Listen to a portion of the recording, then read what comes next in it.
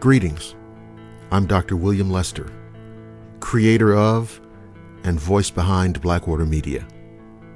I hope that you enjoy the upcoming stories. And please don't forget to visit blackwatermedia.net for more cryptid and paranormal horror content. And now, I present to you Dogman Marathon.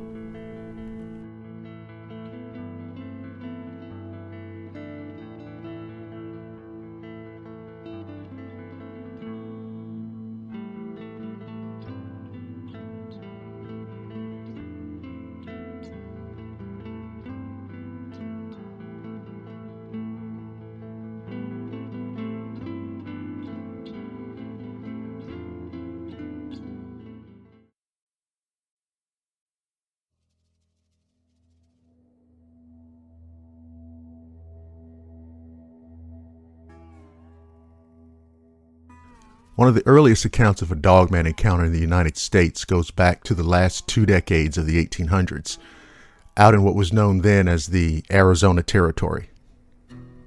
Now, of course, when you mention the American Southwest in relation to this, some people automatically think of Native Americans, the Navajo in particular, which leads to the inevitable conversation about skinwalkers. But this story has nothing to do with skinwalkers or shape-shifting, or any of the other subjects that sometimes get dragged down into the dogman discussion. Now, some of you have heard about some of the things that went down in Tombstone, Arizona. That's right. What I want to tell you about happened around the time that Wyatt Earp, Bat Masterson, and Doc Holliday were establishing themselves as permanent historical fixtures of what we now call the Old West. But it was another man, a man named William Arnett, now largely obscured by time, who was engaged in exploits no less exciting.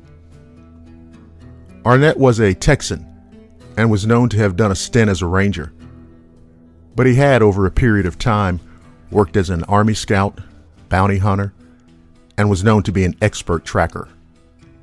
It was this reputation that brought him to the Arizona Territory, Cochise County to be precise. You see, between Nugent's Pass and Bisbee, there were more than 24 ranches that had been experiencing what at the time was being called strange goings-on. This included sheep, chickens, and cattle being attacked in the middle of the night and eaten, in whole or in part. Of course, this was initially attributed to coyotes, but the severity of the mutilation suggested a larger predator, a much larger predator. But more than that, there were even reports of a strange creature skulking around the outskirts of many of these ranches, just as dusk fell. It was described as a wolf as big as a buffalo, a wolf that could stand up on 2 legs and walk like a man. Now, the men who were able to catch a glimpse of the creature were only ever able to get off a few random shots at it until it scrambled out of sight. The last ranch to be struck was the Gadsden Place near Packard, just west of Bisbee. The scene was the same as all the rest. Cattle gutted, ripped, mutilated, and half-eaten. The ranch foreman, a man named Russell, described his discovery as blood and guts scattered out over 1.5 acres of the property. After that, several of the largest ranch owners met and agreed to bring Arnett in. He was, they figured, their best hope. Besides, how much longer would it be before whatever it was turned its attention to people? William Arnett, having received the urgent telegram, replied, gathered the necessary supplies, and headed south. Upon his arrival, Arnett met with a group of the larger ranch owners, with Benton Gadsden at the lead. The ranchers brought him up to speed on exactly what had been taking place, including dates, times, weather conditions, and so forth. They all knew that by reputation, Arnett was a quick study and in short order would be out and after the monster wolf. Gadsden provided Arnett with lodgings, and that first night, several of the men dined at his table. You see, Gadsden had started the ranch after coming out west from Ohio after the surrender of General Lee. Since then, he built it up to one of the largest ranches in the territory. He was an honest and well-respected man, and when something troubled and upset him, it was troubling and upsetting for everyone, especially the other ranchers. The next 2 days and nights were uneventful, at least according to Arnett. He spent most of that time out scouting around the area, including the locations of reported sightings of the creature. It was said that at the time he didn't talk much, just a nod and an occasional word in morning or evening greeting, but was seen regularly writing in what looked to be a leather-bound journal. Nobody at that time, nor for years, decades after, had the faintest idea about the contents of the pages within. The sun rose and shone brightly on the third day, and things seemed very much as they had been on the previous 2 days. Arnett was out and about, having been seen at various points by the ranch hands along Rattlesnake Pass, Whitby Spring, Corbin's Trail, and others. However, later on, as the sun set beneath the distant hills, all hell broke loose. It started with barking dogs kicking up a ruckus and the sound of a horse, most assumed to be Arnett, tearing ass through a meadow. Then, somewhere out in the darkness, a terrible howl. Behind that was the distinctive sound of Arnett Sharp's 1874 rifle. The night air began to fill with the anger and fury of the chase and the hunt. Some of the men, the ranch hands, peered out in the night from lantern-lit windows, the yellowish-orange haze being visible at a distance. Others, with a few more grains of courage, had taken lanterns out to the perimeter fences, thinking they might see something of the action. What would later be known as the general melee seemed to go on and on through the night, but in truth, it was probably no more than about 20 minutes. The air was choked with the smell of oil and smoke, dust, wood, and leather. Finally, things fell silent. Then the men could hear the sound of what must have been Arnett coming back across the meadow on horseback. They started gathering around as he rode up. "The thing is done," Arnett said. "Come and see." The men scrambled out behind Arnett's horse, back down to the meadow with the amber glow of more than a dozen lanterns leading the way. Further down, in the midst of the high grass, they saw a monstrous form lying dead on the ground. It seemed as though the rumors were true. A wolf, big as a buffalo, black as midnight, that could walk on 2 legs. Even in the darkness, the men could see the different points at which Arnett's shots had successfully struck home. Then Arnett looked at the men, gave a slight nod, and rode off. No one rightly knows what the bounty was on the creature. Some say $5,000 or $10,000. Hell, there were reports in the tombstone epitaph that it was as high as $25,000. All I can report with certainty is that at least half of his bounty was paid in gold. Reports and sightings of Arnett get kind of sketchy after that. A lot of rumors and whispering which swirled up into folklore. Stories about some weird lizard thing he took out after down in Louisiana Bayou country. There was some other yarn about him mixing it up with a Navajo shaman and a handful of others, including a run-in with the Ku Klux Klan in Georgia. But those have to wait for another time. Suffice it to say, William Arnett is a true hero of what we now call the Old West, although his exploits, as I said, carried him to nearly all points of the compass. And as we know now, that included going head-to-head with a ravenous, vicious dogman.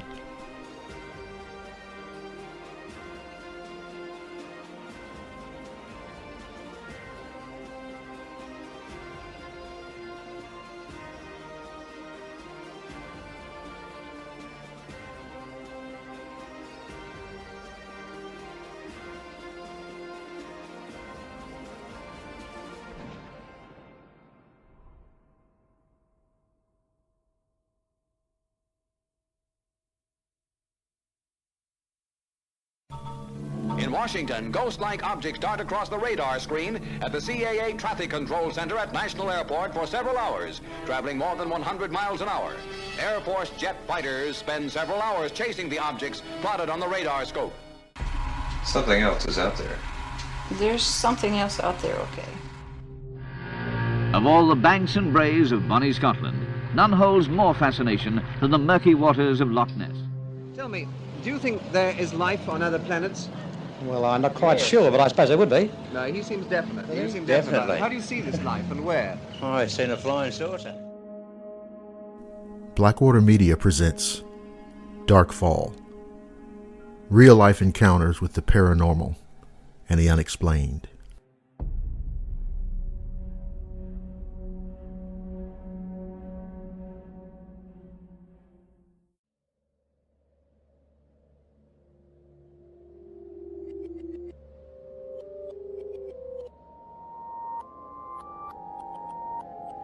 Let me take you back to December of 2013. I used to work about 30 miles away from where I live. One night I'd been stuck in heavy traffic coming home. After a while, I really had to go to the bathroom. You know the feeling? You keep telling yourself that you're almost home and try to hold it until you get there. By the time I got to my exit, I knew I wasn't going to make it to my house. So I pulled up to an area where a bank was located and found an area that was isolated. Now, this area is heavily wooded, with walking trails and a lot of game, but it's also a very populated area. I pulled up a little side drive off one of the main roads. The little drive is about 100 feet long with only room for one car. It went up in elevation and had bushes on the right side facing the main road. On the left side, there was a guardrail and a view of the valley below. The area up there is huge and isolated with several buildings that are all spaced out. The place is very dark at night because there are only intermittent streetlights up there. And also at night it's pretty deserted.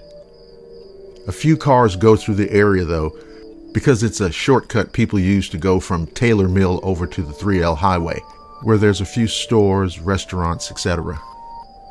When you're up there, you're above everything around the area. When I stopped, I got out of my car, waited a moment, and looked around to make sure there were no other cars. Now it was winter, so the bushes between where I was and the road below me didn't have many leaves on them. And because of that, you could see right through them. I was up on this little rise about 20 or 30 feet above the drive, which was 4 lanes wide. To the left of me was a street light and more woods that went down another hill to the main road. I went to the back of my car and did what I had to do. When I finished, I stood up all at once. Every hair on my body stood up, and I knew I wasn't alone. I scanned the area in front of me and must have heard something behind me because I turned around and there were 3 deer standing there, all huddled up together between my car and the guardrail, and they weren't looking at me. They were looking across the road. I looked back over there, and that was when I saw a figure standing between the bushes in front of it and the tree line behind it. And it was fucking huge. I'm about 5'10", and some of those bushes were about 6 feet tall, but they only came up to about the collarbone area on this thing. And due to the street light to the right of it, about 20 feet away, I was able to get a pretty clean outline of this thing. It had a large dog-shaped head and pointed ears. I couldn't make out its neck, but I could make out massive shoulders. And that's when it growled. It was a deep vibration I could feel in my chest, and my body just took over at that point. Now I have to explain this part of it to you. I worked security for years in California in the music business. That means, of course, I have to really work out and train to defend myself. I kickboxed for 8 years and work out every day. I also train dogs, mainly Anatolian Shepherds and German Shepherds. Sometimes I have to establish who is the alpha, and to do that, I get them down, hold them in place, grab them by their ears, and growl until they submit. Then the training can start. So, when this thing growled at me, it was just pure instinct. I dropped down to a crouching position and growled right back at it. When I did that, it stopped growling and started sniffing the air. Its snout went up and it turned its head slightly as it was sniffing. It then took a few steps forward. I was still crouched down on all fours and moved forward, still growling at the thing. When I did that, it stopped. I stood up and kept staring right at it. I never broke eye contact with it. Then it slowly stepped back into the tree line until I couldn't make out it as clearly as before, and started to move to the right of me. The deer were still behind me. They were so close I could have reached out and touched them. I waved my arms and told them to get the hell out of there, and when I did that, they went back over the guardrail and took off down the hill. That's when I jumped in my car and got out of there as fast as I could. I felt this thing was trying to circle behind me, and I wasn't going to wait around for it to do that. Do I think I scared it? Hell no. But I do think I confused it for a couple of minutes, and that gave me time to move. I told my wife about what happened up there, but I didn't tell her exactly what I saw. She would think I was nuts, and to be honest, I thought I was a little crazy myself until I saw some images of a Dogman on the internet. I know there are other things in this world that can't be explained. I've seen them. But this, god damn, this was beyond any of those things. Since that happened, I can't take that shortcut through that area anymore. A friend of mine took me back over that way once to see the area, and I was begging him to get me out of there the whole time. I thought I was going to throw up. The wildlife up there has almost totally disappeared. I never see anything up on those hills anymore. The street I live on is only about 1 mile or so down the hill from this place, and lately, we've seen coyotes on the streets, like they've been chased out, and pets have started to go missing too. We've also seen a large black figure moving through our backyards down there. The dogs throughout the neighborhood go crazy regularly now too. People were calling the cops when we saw that large black figure jumping the fences. I'm concerned that it's come down from the hills after eating every goddamn thing up there.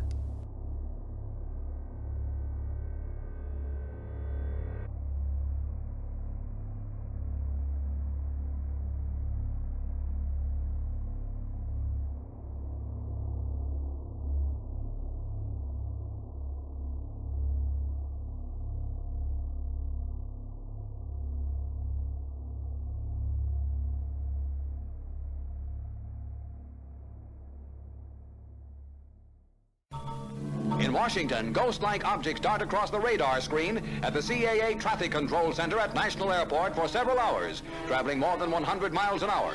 Air Force jet fighters spend several hours chasing the objects plotted on the radar scope. Something else is out there. There's something else out there, okay.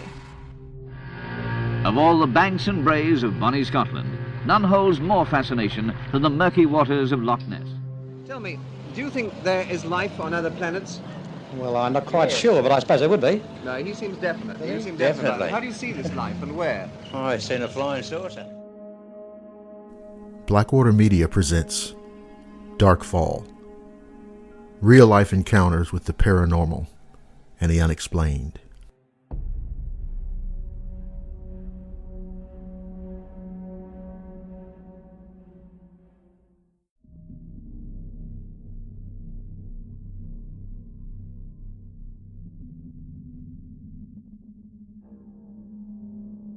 I like to share an experience with everybody.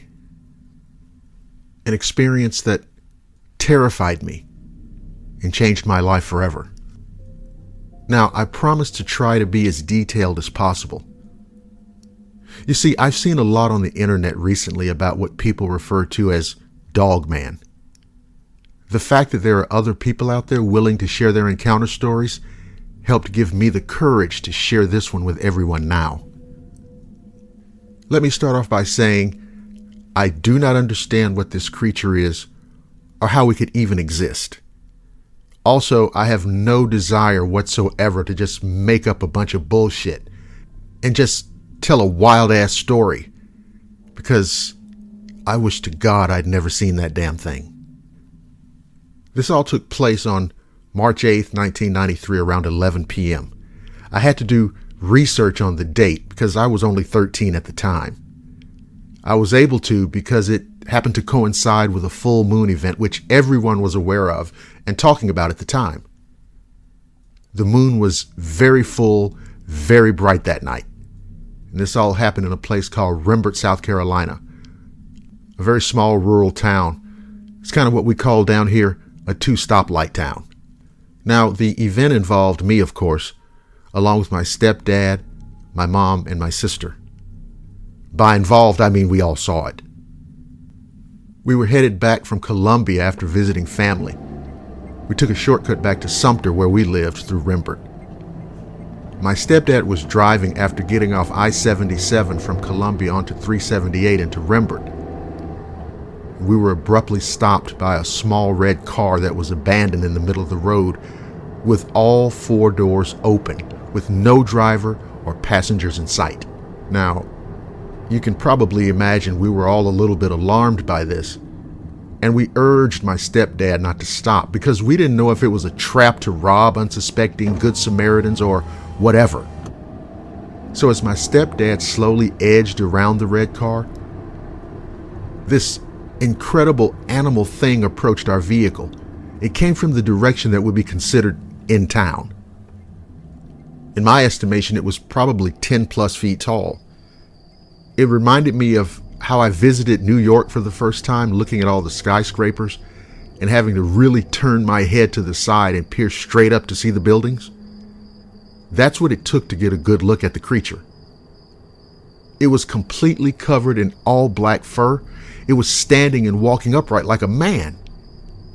It had very long, sharp nails, and it was kind of snarling, so we could see that it had very sharp teeth.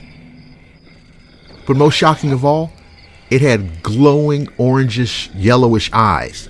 I mean glowing unlike anything I've ever seen in my whole life. All I can compare it to in terms of my understanding would be a werewolf. You know, the kind you see people transform to in all the horror movies growing up. But much more realistic. Way more frightening. It was a living, breathing monster in the flesh.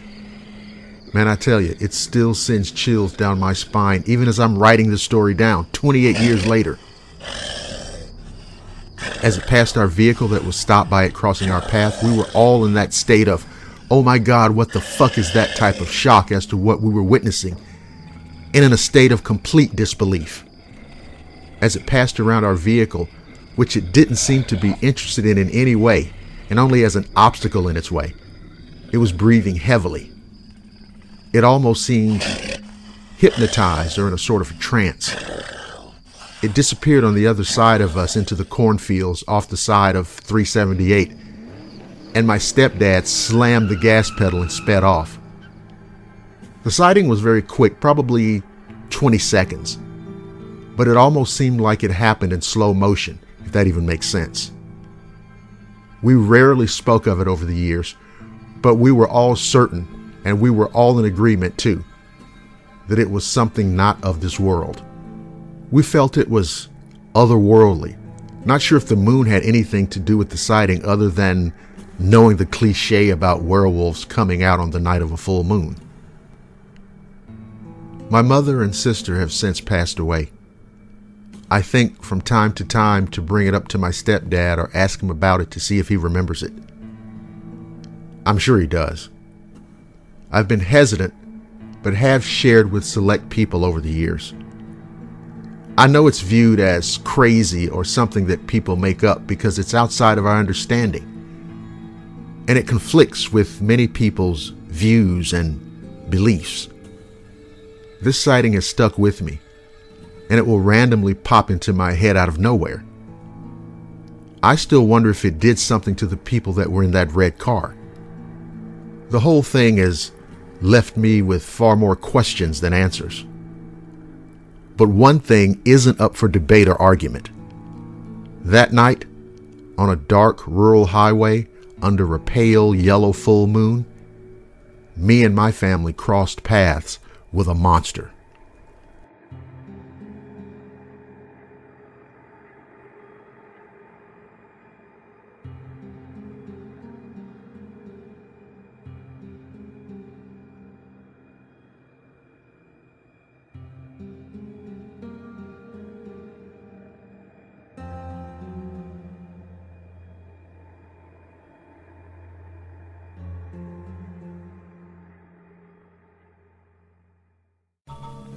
Washington, ghost-like objects dart across the radar screen at the CAA Traffic Control Center at National Airport for several hours, traveling more than 100 miles an hour. Air Force jet fighters spend several hours chasing the objects plotted on the radar scope. Something else is out there. There's something else out there, okay. Of all the banks and braes of bonnie Scotland, none holds more fascination than the murky waters of Loch Ness. Tell me, do you think there is life on other planets? Well, I'm not quite sure, but I suppose there would be. No, he seems definite. You seem Definitely. definite. How do you see this life and where? Oh, I've seen a flying saucer. Blackwater Media presents Dark Fall. Real-life encounters with the paranormal and the unexplained.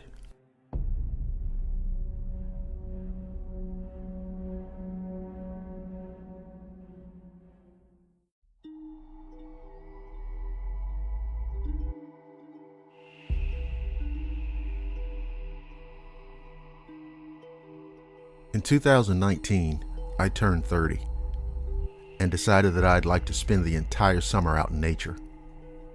I was scouting an area that was in Delaware County, which is the suburbs of Philadelphia, looking for the perfect spot to spend my summer. After my long journey testing different areas out, having bad experience like my tent flooding after heavy rain, I found a huge hill that probably went up for a few thousand feet. This particular hill was on a giant rock outcropping with a lot of beautiful stones, mostly garnets embedded in the host rock. Now, I honestly thought I found the perfect site to set up camp. It was secluded from everyone and everything, and surrounded by a large creek. The area was well planted with huge trees of many sorts. So due to all these factors being perfect for what I was looking for, I set up my tent right on top of the hill. The tent that I owned was a one-person tent, literally just big enough for me to sleep in, which is all I really needed. I was pretty much set, and all I had left to do was create a barrier with local tree branches so I could keep out anyone and hide my tent. Upon stringing up a huge wall of branches in the area and putting up trip lines around my campsite, I began my summer experience in the wild. Days and nights came and went that summer of the bone-chilling incident that changed my life forever. So before I delve any deeper into this experience, I want to add that it would be nearly impossible for anything or anyone to get up this hill. Someone would have to be extremely dedicated in finding this place to get to it. During my adventure living alone in the wilderness, my brother would occasionally meet me at a prearranged location to drop off supplies, beer, food, water, etc. But one beautiful summer night, after it just rained heavily, I was laying up on the hill right outside my tent and suddenly became immersed in an extremely dense fog. It was weird, but after the heavy rain, I didn't think much of it. The whole area looked as if it were covered in a huge cloud. Anyway, I was tired from a long walk earlier, so by 10, I retired to my tent. I crawled in and laid down, and with all my equipment around me, and it was extremely cramped in there, I zipped up the door flap and started to relax. I started reading a book I'd brought along. When I noticed it was getting really late, I got my flashlight out and turned on another lamp. Periodically, I would text my girlfriend to let her know I was okay. Around 1 a.m., I started having a very strange feeling. You know that feeling that something's just wrong? And I tried to shrug it off, but it just wouldn't go away. I laid there with my lamp on. My tent had a tiny opening at the top with mesh so you could see out of it. And suddenly, I heard something run very loudly towards my tent on my left. Whatever the hell it was, it stopped right next to me and began loudly growling, almost as if, like, a dog is right in front of your face and about to attack. I suddenly shuddered with fear, saying to myself, this can't be a damn dog. I mean, there was no possible way that anything could get to my tent with my barricade and my trip lines, or at least not without making a shitload of noise in the struggle to get through.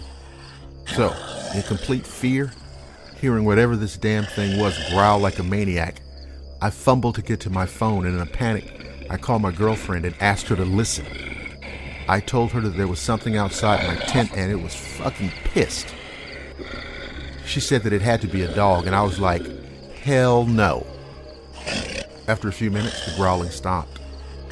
Then I heard the sound of heavy footsteps, but the sound was moving away. A wave of relief washed over me because I realized that the thing was leaving. I unzipped the tent entrance and looked out to see what looked like the biggest wolf I'd ever seen. Now, I'd seen wolves in the wild before, and I'd seen big ones, but this one was easily 3 times the size of the biggest one I'd ever seen. As it moved away, it stopped, looked back in my direction, and stood up on 2 legs. Let me say that again.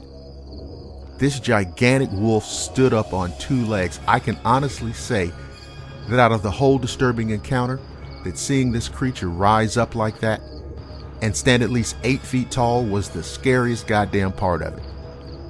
And I remember saying under my breath, fucking hell. Then the creature shot off into the darkness, and a few seconds after that, I heard the most horrific howl resonate through the night air. That night, I didn't sleep one damn wink. Eventually, I moved my campsite and got a bigger tent. I never saw the creature again, but till this day, I'm scared shitless. Now listen, I want to be clear on this. I still love being out in nature, camping, fishing, and what have you. But now that I know that things like that are really out there, camping out in the middle of nowhere is no longer an option.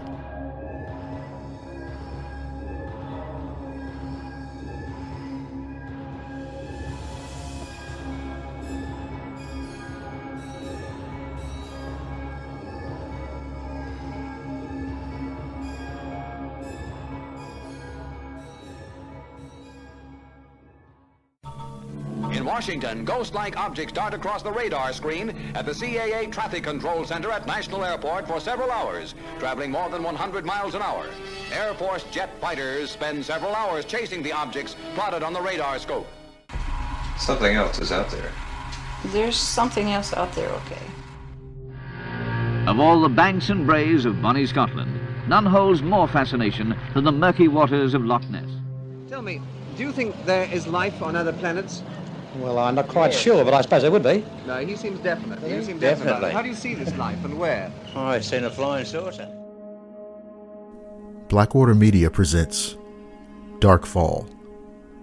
Real-life encounters with the paranormal and the unexplained.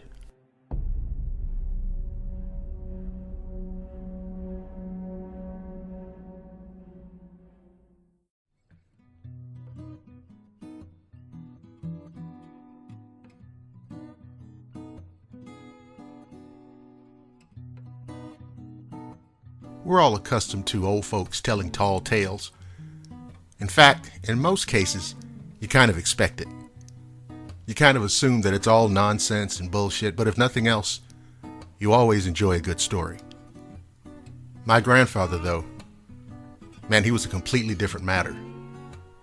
See, he was a very logical man. He was a skeptic about everything paranormal or cryptid related, always looking for what he thought of as the logical explanation. He questioned everything. That's why I tended to believe him when he had anything to say. He was always the voice of reason we ran to when we were scared or unsure. But once, when I was younger, I asked him if he'd ever seen anything before, be it ghost or monster. I'd been hearing stories from my uncles all day about Bigfoot, ghosts, flying saucers, and everything else, and wanted to know his thoughts on it. He sat there for a minute, not even acknowledging my question.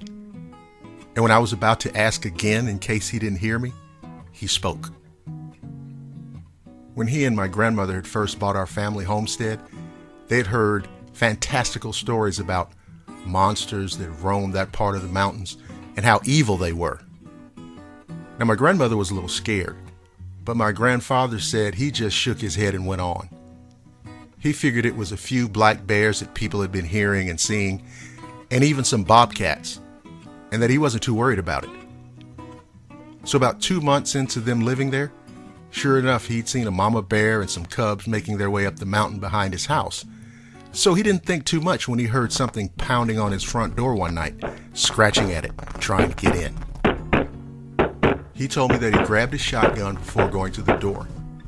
He tried looking out the front windows to see if he could catch a glimpse of whatever or whoever was there. But he could only see a large black shadow being cast on the porch.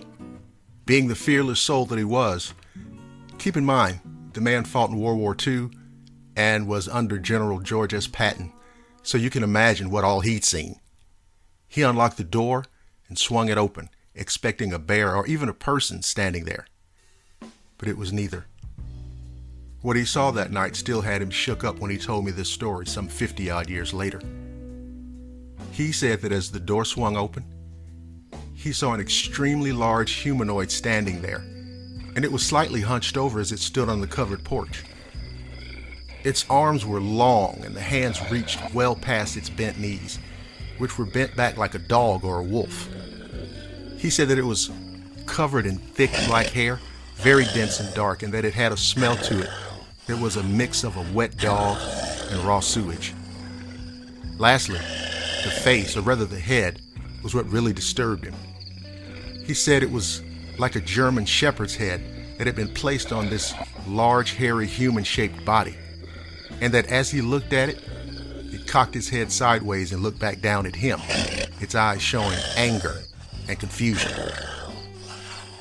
He told me that he pulled his gun up, and before his finger could hit the trigger, it took off, but not before he got off a warning shot, right in its right calf muscle. He said that the howl that came out of it when he shot it scared him more than anything in his life, and he ran back inside, bolting the door closed. He stood there, listening as its cries and howls began to fade as it ran deeper into the mountains, until he couldn't hear it anymore. And then he moved away from the door and went back to bed. He swore to me on all things he holds dear that this thing would still show up sometimes, dragging its wounded leg across his porch as it came up to the door, but it never bothered anything again. He said it would come up to the door, sniff around before growling softly and then taking off again. He told me that there were a lot of things in the woods that can hurt you, be it beast or plant, and a lot more that can scare you. But the thing he saw that night was the scariest of them all, and that I'd best never go looking for it, because I would woefully regret it if I came across it. My grandfather's been gone for about 15 years now, and I still believe every word he told me that day. Does that prove the existence of such a creature? Maybe, maybe not.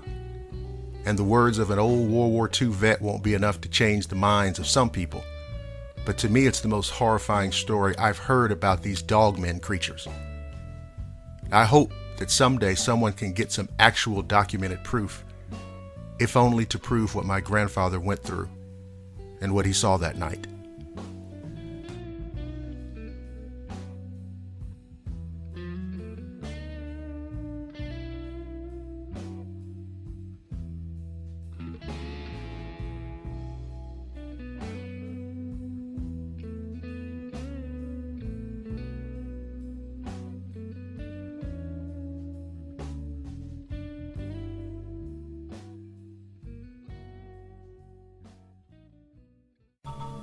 In Washington, ghost-like objects dart across the radar screen at the CAA Traffic Control Center at National Airport for several hours, traveling more than 100 miles an hour.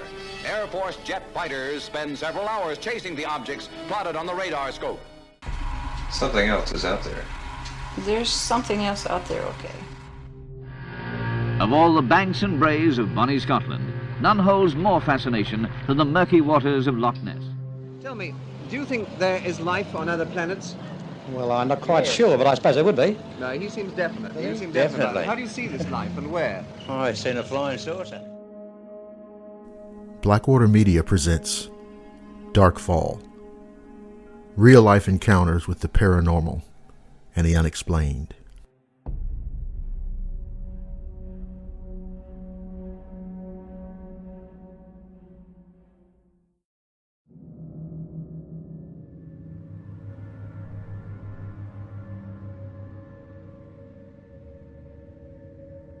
I work in real estate, or more exactly commercial real estate.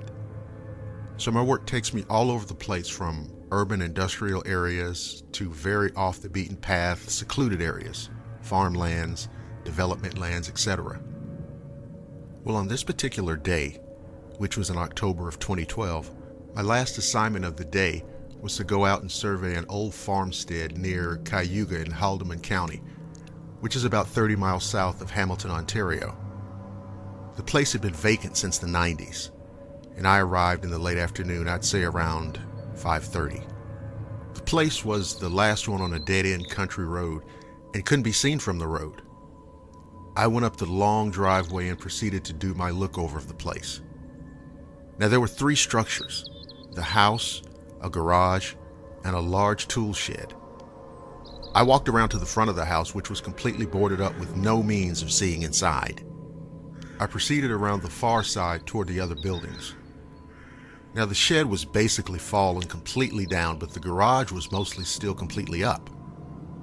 I noticed around the side door a lot of huge scratches, and the door was like half broken down but still held shut by a padlock on one side and the middle and upper hinge. The bottom part was forced inward, and the door and clapboards around it were covered with these scratches too. But these didn't seem like the scratches a dog would leave. These scratches were huge and parallel, but spread apart almost like fingernail scratches, and very deep, obviously put there with a lot of pressure.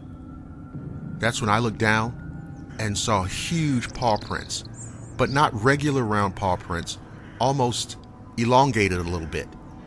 Now, the area around this partially broken down door was covered with these paw prints as well. If I had to venture to guess how wide they were, I would say at least 5 inches. I was wearing dress boots, and when I put my foot over the paw print, I could see the print on either side of my foot, and I wear a size 11, so I don't have tiny feet by any means. Now, I began to feel very uneasy, and that's when I recall noticing that all the sounds of the forest were gone. It was dead silent. And that's when I took to noticing a stench, like wet dog, urine, and even shit.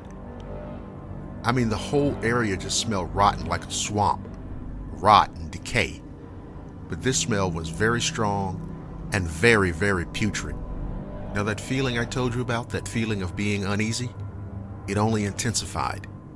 And all of a sudden, I felt like I wasn't alone, and decided I'd seen enough and quickly headed back to my car. That's when I heard something in the bushes, and it sounded big. I mean, it was going through the trees very quickly and very hard. So I got back to my car, got my ass in, and locked all the goddamn doors. When I started the car and turned the lights on, that's when I caught eye shine in the tree line ahead of me. Now, my first thought was it might be a dog, or maybe even a fox. But the eye shine was not at the level that a dog's head would be. In fact, it was a hell of a lot higher. I would say 4 to 5 feet up, maybe even a bit higher. And although it was getting on toward dusk, and there were a lot of shadows, I caught sight of a large wolf-looking creature stepping out of the brush. I mean, this damn thing was so big that I knew that it couldn't be any kind of normal animal. But what made me freak all the way the fuck out was when it stood up on 2 legs. 3 words popped into my head: time to go. So I quickly backed the car around right into a goddamn wet, marshy spot and got my car stuck. Holy shit. I'm out here in the fucking middle of nowhere, car stuck in the marsh, and a damn monster wolf lurking around in the area. But what's crazy too, I was still interested in watching this thing rather than where I was going, which of course was a mistake. So I got my attention quickly back to the car, and as I tried to free myself from the mud, I looked back to where the creature was, and it was gone. At the spot it had been, I could see further into the trees and thought maybe the creature had retreated back into the woodline. After several seconds of rocking my car back and forth, I managed to get out, and I left quickly. I don't think I've ever been so scared in my life. The creature seemed to almost radiate an intense sense of evil. I returned to that spot about a year and a half later, and the place is gone. Someone bought the property and tore it down and cut down a lot of the trees. But to the best of my knowledge, nothing's been developed there. It's still just vacant land. For a long time, I didn't even speak about this, and I didn't want to be ridiculed or made fun of. A coworker said it was probably a bear I saw, but I know for a fact that there are no bears this far south in Ontario unless it's in a zoo. I'd long forgotten about this till I recently heard some Dogman stories on Blackwater Media and decided to reach out to Dr. Lester about what happened to me. I handled the sale of some farmland on the nearby Six Nations Indian Reservation, and the client was one of the few remaining pure-blood Indians. I'd put him easily in his 80s, if not older. I asked him about odd happenings in the area, like strange animals. And without really telling him about what happened to me, I sort of let him know that I'd had a weird experience. Not in detail, just that I was on the property when something strange happened. He responded with a question I didn't expect. "You saw it, didn't you?" He went on to say that there are many things that are unknown to this world, but wouldn't comment further. He only said that there's a good reason that particular place sat empty and unused for decades. I had nightmares about that day for about a year afterwards, and I'm still very hesitant to do surveys in areas like that, because I have no desire to ever again be stalked by Dogman.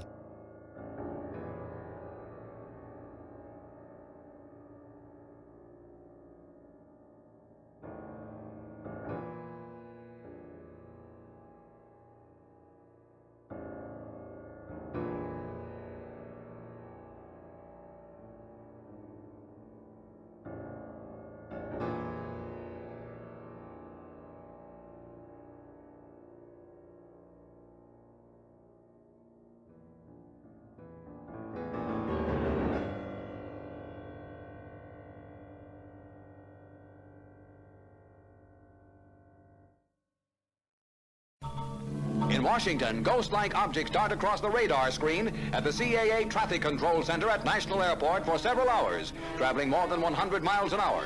Air Force jet fighters spend several hours chasing the objects plotted on the radar scope. Something else is out there. There's something else out there, okay. Of all the banks and braes of bonny Scotland, none holds more fascination than the murky waters of Loch Ness.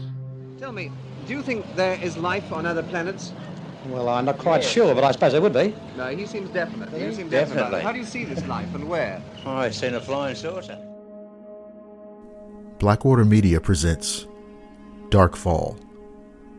Real-life encounters with the paranormal and the unexplained.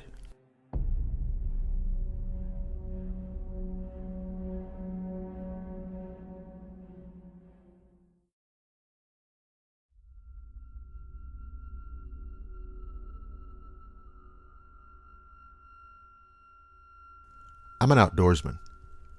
I'm very experienced in hunting, camping, hiking, and general survival. I'm very familiar and used to wildlife, and I was charged by what I believe was the cryptid known as Dogman. It charged me and my cousin. It was not a bear. A bear can't move how it did. And it was not a normal wolf, as they can't comfortably run on two legs, whereas the thing that charged us seemed natural in that form of locomotion. Now, this happened around June or July of 2007. I was around 17 years old and much more cocky back then, but still somewhat knowledgeable of the outdoors.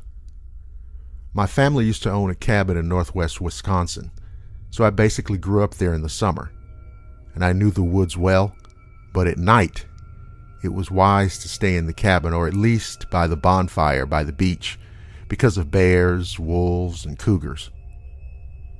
One of the creepiest things was if you were having a bonfire, the tree line was visible from the fire pit and beach. And at night, you always felt like you were being watched from that tree line. But during the day, the woods always seemed normal, not so creepy. That is, until this incident. So, this happened during the middle of the day. Me and my cousin were having an airsoft battle, and I was in full woodland camo, and he wasn't. I retreated onto the ATV trail into the woods for a tactical advantage, and our battle took us about 200 meters into about a third of the way up the trail. We had enough at this point, and we were standing at the edge of a clearing on the trail talking, and he was maybe 10 feet from me when I decided to mess with him. I said, "Shh, we're being watched." He froze. Then I realized the woods were dead quiet, and I got spooked and started scanning the tree line and the other edge of the clearing from left to right when I saw it. Its teeth gave it away. It was panting and staring at my cousin. Now I know that this may be hard to believe, but fuck it. What I saw was a wolf as big as a black bear, at least 300 or 400 pounds. But it wasn't normal. This wolf was on 2 legs, crouching next to the tree with his arm grasping the tree, grasping with a clawed hand, and it had reddish brown fur. I told my cousin, "We have to go." And next thing I know, he's sprinting, and I looked back at this creature who had locked on and sprinted a few steps on 2 feet, and then I turned and ran when it looked like it was dropping down to all fours. It charged us and sounded like it was right on our asses barreling through the brush. But for whatever reason, it let us go when we broke out of the tree line and headed for the cabin. What stuck with me the most was the sheer size of this damn thing. The creature appeared to be nearly 7 feet tall when upright, and that's where it should have had front paws, but it appeared to have large clawed hands. Now, I'm not sure how to explain it away rationally. I have heard that wolves will occasionally kind of walk upright, but as far as I know, they can't sprint on 2 legs, nor do wolves get that big. And black bears more or less waddle on 2 legs for short periods of time. But now I do understand where the term dogman came from. And I can tell you for damn sure, it's something that I never want to see again.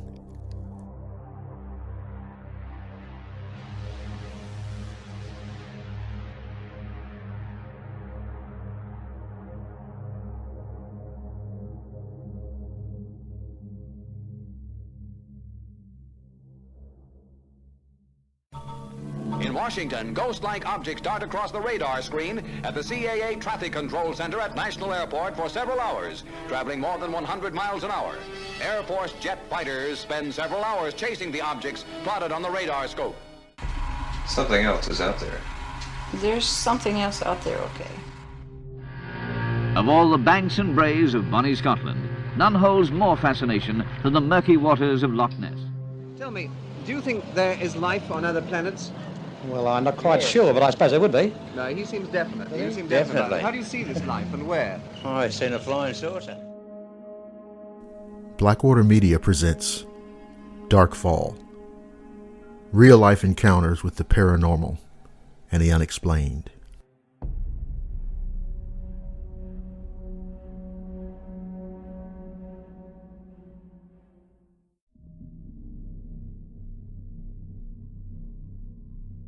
From roughly 2000 to 2005, I lived on the south edge of Northern Virginia.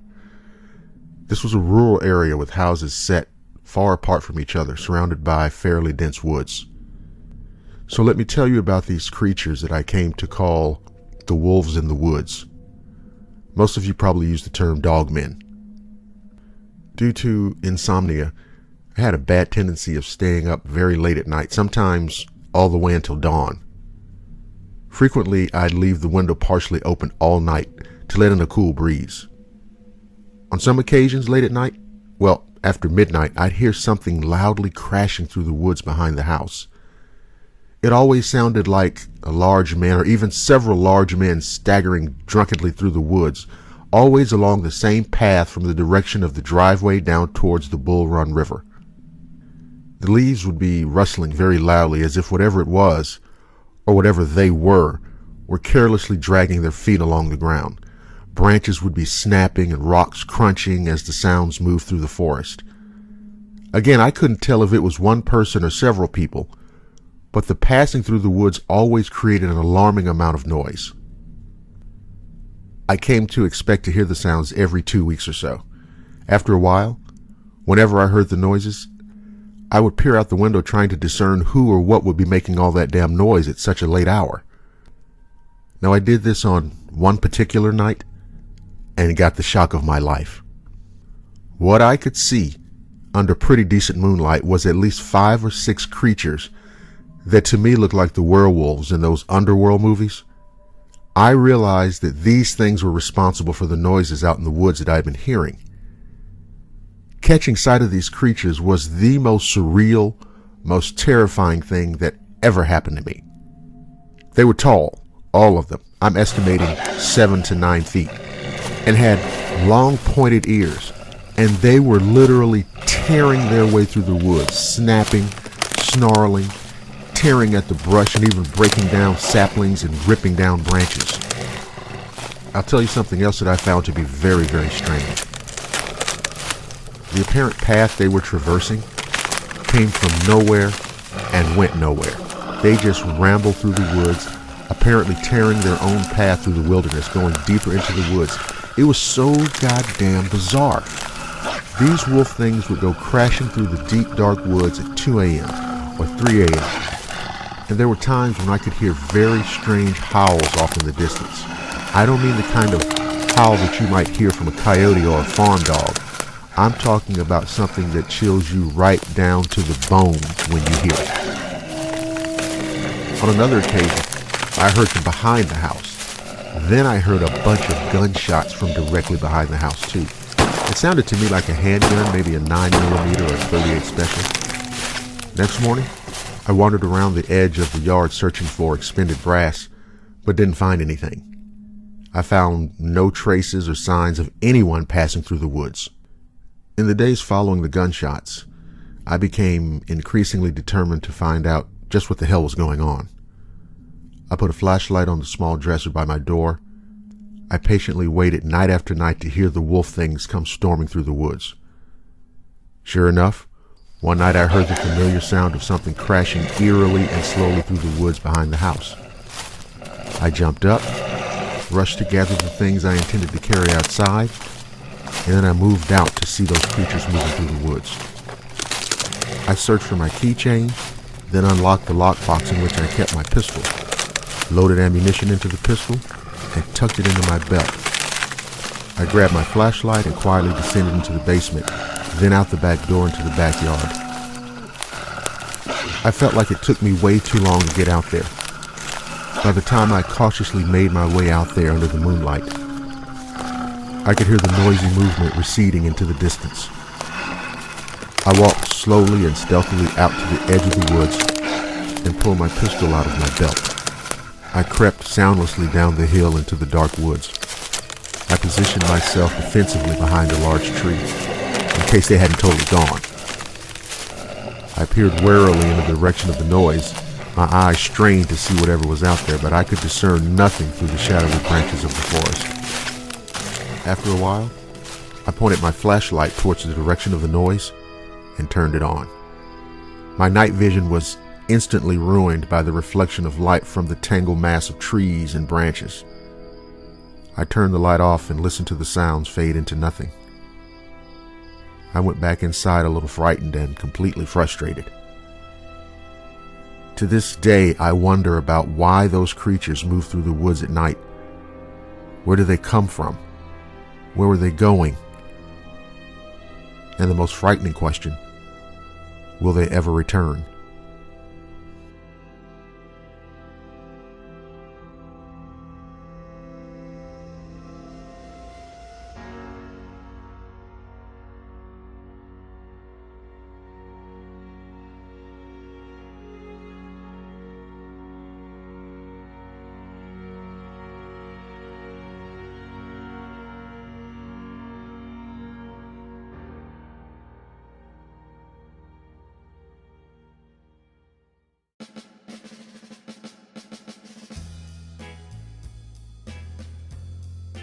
You're listening to the Blackwater Media Radio Network. the finest in digital audio entertainment. This is Blackwater Media coming to you from the great city of Atlanta.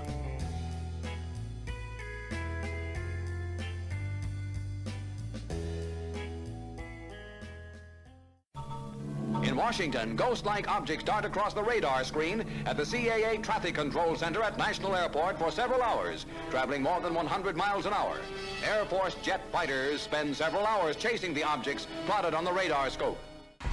Something else is out there. There's something else out there, okay. Of all the banks and braes of bonnie Scotland, none holds more fascination than the murky waters of Loch Ness. Tell me, do you think there is life on other planets? Well, I'm not quite sure, but I suppose there would be. No, he seems definite. You seem Definitely. definite. How do you see this life and where? Oh, I've seen a flying saucer. Blackwater Media presents Dark Fall. Real-life encounters with the paranormal and the unexplained.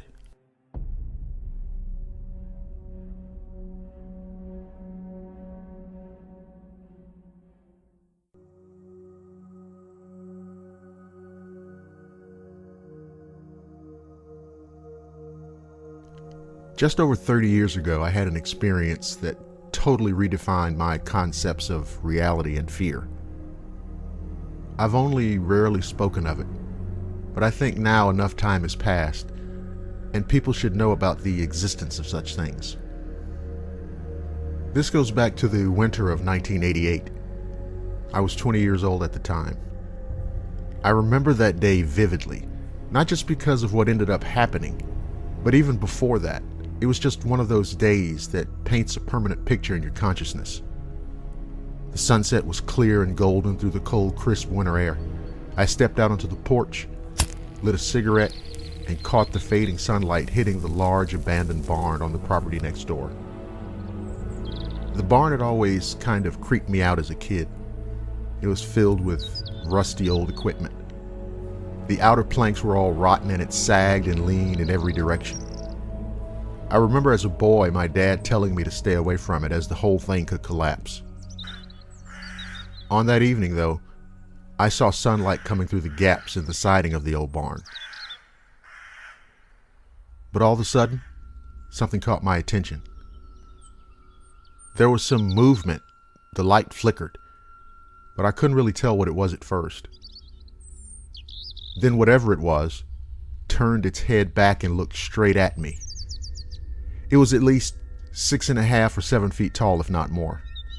It was dark colored, and it had a dog or wolf-like appearance, pointy nose, and really big pointy ears.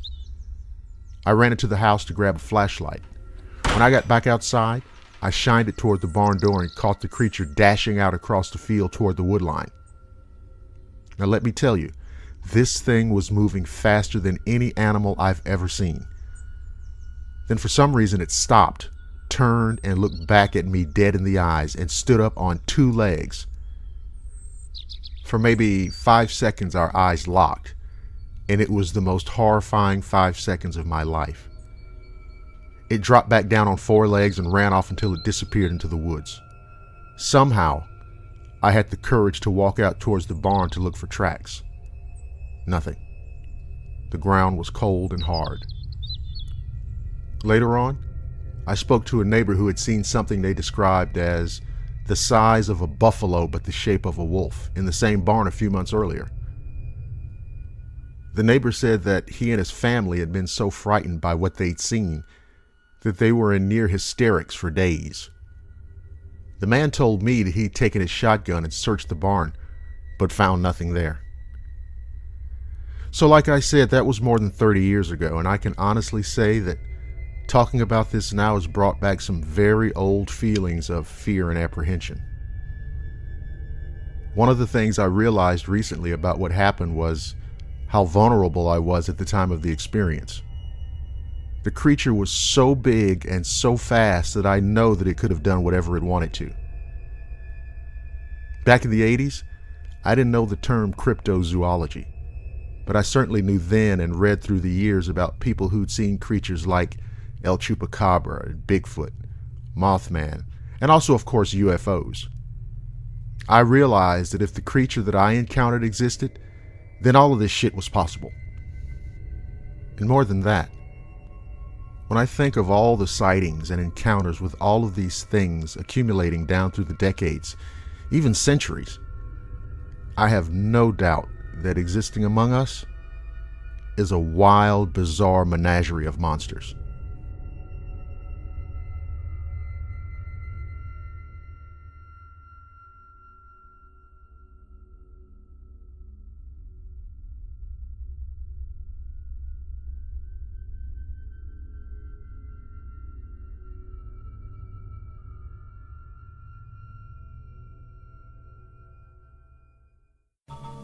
In Washington, ghost-like objects dart across the radar screen at the CAA Traffic Control Center at National Airport for several hours, traveling more than 100 miles an hour.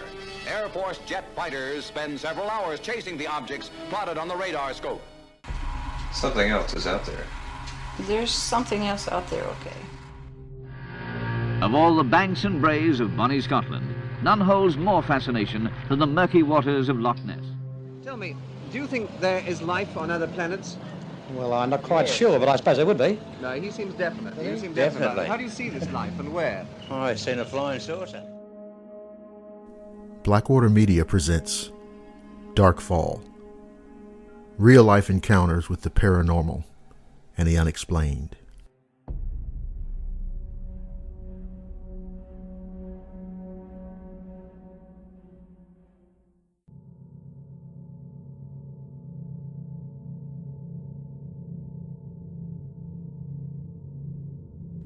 About 10 years ago, a close friend of mine named Tyler was a deputy in a small town in Michigan. He came over one evening and told me he had something to show me. Being the curious type, I was immediately interested in whatever it was and said, okay. We went about 5 miles up the highway and then he took a turn down this old dirt road. After going another mile or so, we came upon a weekender's cabin. It was actually very nice and included a spacious loft. We got out and he led me around the outside of the house and showed me where something had attacked the cabin. The aluminum screen doors had puncture holes where something had bitten straight through them. There were puncture holes all around the door frames and pieces of wood were laying on the ground where they'd been torn off the frames. The wood panels of one of the other doors had been splintered and cracked as if something had pounded on them with incredible force. In the back, there was a huge picture window. It wasn't broken or even cracked, but what looked like saliva and blood were dripping down the window. Considering the position of the window, whatever attacked that cabin had to have stood about 7 feet tall. But there was more. He pointed out that all around the perimeter of the cabin, there were tracks. The ground there was fairly soft, and so anything with appreciable weight would leave prints. But these looked like huge paw prints. Now, by huge, I mean in comparison to the local wildlife. Black bear, foxes, coyotes, even bobcats. And these tracks were clearly padded, dog-type prints, but were at least 6 to 8 inches across. That's when he told me about reports of people seeing a strange creature that was called a Dogman. He said that the thing basically was a huge, wolf-like creature that could stand up and walk on 2 legs. Now I have to tell you, if I'd been hearing this from anybody else, I would have suggested that they re-up their medication. But Tyler was a rock-solid, straightforward, no bullshit type guy. He was very well liked and respected by everybody. The reports that he knew about came from a pair of hunters and a man named Benton who owned a local garage and auto parts shop. That's what got him to thinking about the cabin. See, Tyler knew the family that owned it. They would come out from Detroit once or twice a year and stay in it for a few weeks at a time. They would always check in at the sheriff's office when they hit town, and Tyler would typically drive out from time to time just to make sure they were okay. See, on that day that he'd taken me out there, he'd been out to check on the family that morning, and they weren't there. And that's when he discovered the weird tracks and the damage to the cabin. The scariest thing of all, the family left lights on and the radio playing when they left to deter burglaries. Whatever the thing was, it thought there were people inside. Later on, Tyler told me that he'd lifted samples of some kind of hair from some of the splintered wood of the door. The DNA hair samples came back and it was determined to be canine. Nothing else was said about the sample, and he wasn't able to get any information whatsoever about the blood and saliva. Something was really wrong when an experienced deputy sheriff got stonewalled on the results of forensic analysis. It meant that somebody was going to a lot of trouble to make sure that no definitive information about this thing got out. Someone, somewhere knew what was going on. They knew that this creature was real and extremely dangerous, and they weren't talking. It was a cover-up, plain and simple.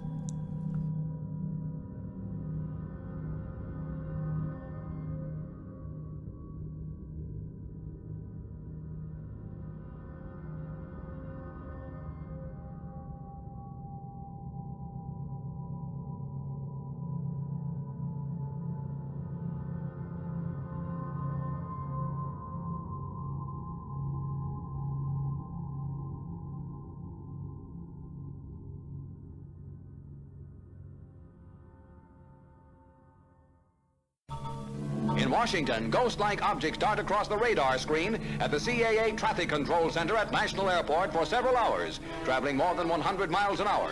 Air Force jet fighters spend several hours chasing the objects plotted on the radar scope. Something else is out there. There's something else out there, okay. Of all the banks and braes of bonnie Scotland, none holds more fascination than the murky waters of Loch Ness. Tell me, do you think there is life on other planets? Well, I'm not quite sure, but I suppose there would be. No, he seems definite. You seem Definitely. definite about it. How do you see this life and where? Oh, I've seen a flying saucer. Blackwater Media presents Dark Fall. Real-life encounters with the paranormal and the unexplained.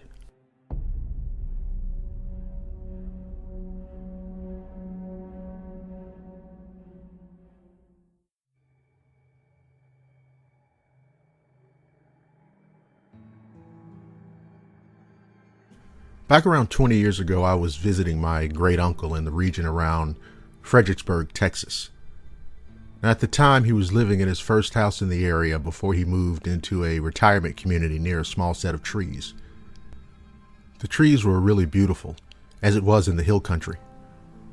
I was staying with him and my great aunt for about a week when we went out for an evening to walk his dog, as we tended to do in the evenings in general. The walk was largely uneventful as the sun set, just a normal evening complete with the call of doves and other wildlife, and the dog was just having a wonderful time. Then, suddenly, all the wildlife went instantly silent, and both of us froze, as did the dog. I remember a feeling of distinct unease and fear growing in me, and I couldn't explain why. And the dog was looking directly in a specific area near a streetlight. I trained my eyes in that direction. I was shocked to see a creature loping through there. It was the beginning of an absolute surreal experience.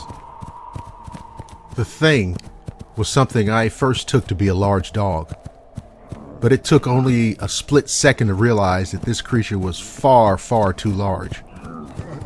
Running on four legs, this thing was easily 4 feet at the shoulder and moved with a kind of motion that I'd never seen before. It looked hypnotic in a sense, and I was more terrified than I'd ever been with anything else I'd ever seen. I can't stress enough the true feelings of dread and horror that swept over me. And it was a visceral fear, as if we'd been thrust into some dark corner of H.P. Lovecraft's imagination. Now let me tell you something. Whatever this goddamn thing was, it looked like the biggest German Shepherd ever born times 5. And I couldn't help but notice its eyes too. They were fucking huge. And aside from having a weird orange-amber tint to them, they seemed to project an intent of total malice. The thing was powerfully built too. The upper limbs in particular were very well developed and easily seen beneath the dark fur. And again, the fear. Like I said before, it was a feeling as if I was being forced to experience every nightmare that I'd ever had. And then it got worse. The creature slowed its pace slightly and then came to a complete stop. It looked to the right and seemed to sniff the air. Then it raised itself up and stood on two legs. That's right. This gigantic monster wolf death machine stood up on two legs and darted off at a speed I can't even begin to describe, and it disappeared into the darkness. Now, like I said, at the time, I had no idea what this thing really was. But since then, I've learned that it was known as a Dogman. I've read online that a few skeptics say that something like a Dogman can exist because the anatomy of a bipedal canine just doesn't work. Pure asinine bullshit. Zoology 101 class logic just doesn't apply here. Save that for Animal Planet. These creatures exist. I have no idea what they really are, where they come from, what their place is in the big scheme of things, or anything else for that matter. But I can tell you one thing for damn sure. It would be better for you to accept the reality of these things based on the encounters that you've heard or read about than for you to learn of the horror the way I did. You see, this creature, in just the span of a few minutes, was able to instill within me the bleakest, darkest landscape of terror. Within this monster, I discovered all the elements of fear.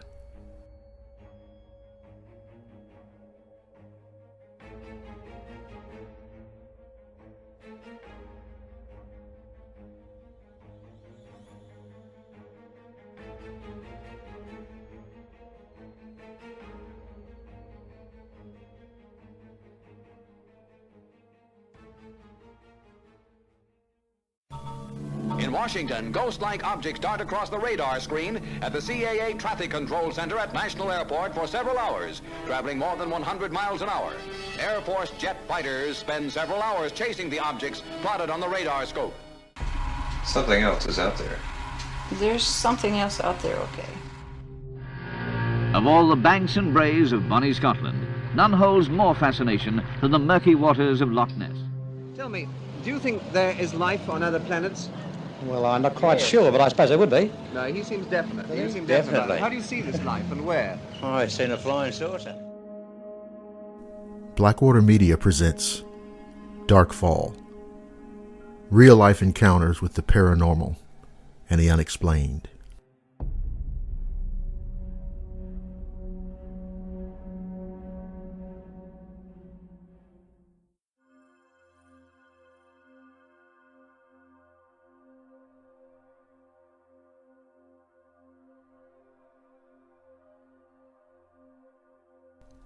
Dear Dr. Lester, I've heard you relate a number of other people's encounters with Dogman, so I wanted to share this story with you. I was out with my two brothers and my dad fishing late at night. I was about 12 or 13 at the time. My brother William was older and Jason was younger. We were on a bridge that stood over a large body of water. I was honestly becoming a bit bored since we'd been fishing for the past hour. The only real exciting thing that happened was when my dad hooked a skate. It was a kick watching him struggle to maintain the pole. He let out a mean stream of curses when his line snapped, signaling his loss in the battle. I remember him saying, "I lost that goddamn son of a bitch." Now, this particular area was surrounded by forests and was beautifully lit up by the night sky. I would look over the bridge's wall countless times just to see the moon's light reflecting off the dark, steady water. The bridge wasn't made of wood, but concrete. It was strange looking now that I think back on it. Instead of being only about 3 feet off the surface of the water, it was maybe 10 or 15. I assumed that it was made for walking or riding across. It was narrow, but just wide enough to fit 3 average people side by side. So like I said, we weren't having that much fun. William led Jason and I down to a large blackberry bush. It was set just next to the beginning of the bridge so my dad could still see us. With our group, we had 4 dogs. It seems like a lot, I know, but we currently still have only 2 of our dogs. Tragedies happen, I suppose. Now, 2 of the dogs were German Shepherds, which, by the way, are still the 2 that we have currently. Other than them, we had a Border Collie and a Foxhound Akita mix. Very beautiful dog. Tall and slender, but with just the right amount of muscle. Fast as hell, too. So keep up with me on this because it might get confusing, but it's totally necessary. The female German Shepherd was Charlie. The male German Shepherd was Simon. The Foxhound mix was Buddy. And the Border Collie was Sophie. Okay, so we got that down. Now back to the situation. We weren't really collecting berries. It was more of a pick and eat thing. Every now and then one of us would shout out, startled by the sudden prick of the finger on a thorn. Charlie and Buddy were my personal dogs, leaving Jason and Sophie and my dad with Simon. Now, as I was feeling around for berries with Charlie sitting at my side, Jason left to take some berries to my dad. Before I could turn back around to face the bush, something caught my eye. Something big. Now, my first thought was that it was a tree. That is, until it turned its head towards me. It locked eyes with me. I felt paralyzed by fear. I barely managed to wave my arm around in William's general direction, trying to catch his attention. He must have noticed as he responded with a quiet, "Yeah." Turning to see what I was looking at, he began to say something, but immediately stopped. All emotion drained from his pale face. "Who is that?" he asked me. I could only mumble, "What?" Not that I didn't hear him. I was correcting him. This thing was massive. Its hair was a wild mix of brown and gray. I could see his eyes, and I thought to myself, oh fuck. They were wide, human-like. From where I stood, they almost looked orange. The rest was basically a silhouette. I could feel the presence of the dogs next to us. Charlie snarled, stalking closer bit by bit. I wanted to jump at her, do anything to keep her away from it. Simon was staring intently, as was Buddy, but kept his position in front of William and me. This thing was standing on its hind legs, but looked like a big dog, at least something with long pointed ears. It had long fingers, or more than likely, claws. It leaned forward a bit, but not much, almost as if it wanted to intensify its glare or maybe just get a better look at us. I jumped at the sound of Charlie snapping her jaws at the thing before bounding towards it. I nearly choked on my breath as Buddy followed her. I frantically looked around for Simon, who was cowering behind William with his head bowed down, growling. William started to run after them. And to be honest, I started to cry from both fear and slight anger. I heaved a breath and willed my legs to run as fast as I could. Now, William was on the track team and played baseball, but he was the very least of my worries because I was too. It was the fact that we were chasing 2 dogs and a terrifying wolf creature. Now that I think back on what I did, I must have been insane. Nevertheless, I chased them in the woods, and we eventually slowed to a stop as we saw the dogs ahead of us. They were standing defensively, barking and snarling at the wolf thing. It dropped down on 4 legs. The dogs fell back as though they'd been pushed and scurried away from it as an ear-piercing scream sounded. Buddy took off back to the bridge where we later found him, and Charlie crouched in front of William and I. The scream sound strangled unlike anything I'd ever heard. I'd let out a fearful shout before I felt something grab hold of my wrist, which, believe me, did not help my situation. William was trying to pull me along, trying to get us the hell out of there. All 3 of us ran towards the bridge.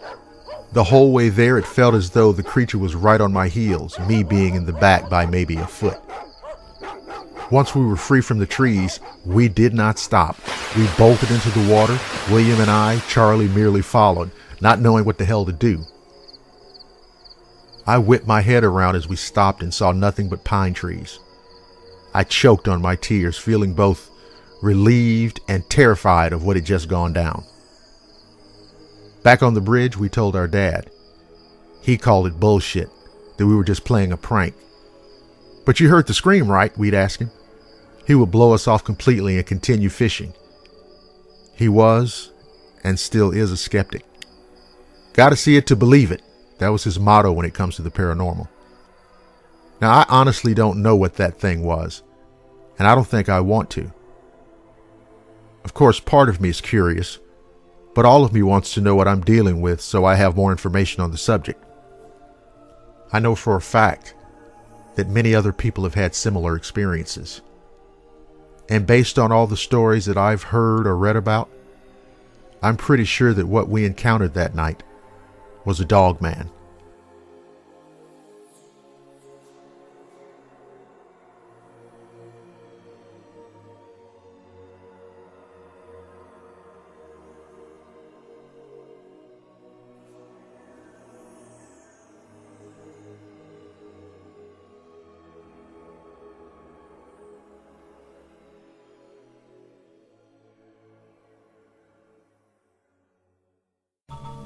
In Washington, ghost-like objects dart across the radar screen at the CAA Traffic Control Center at National Airport for several hours, traveling more than 100 miles an hour.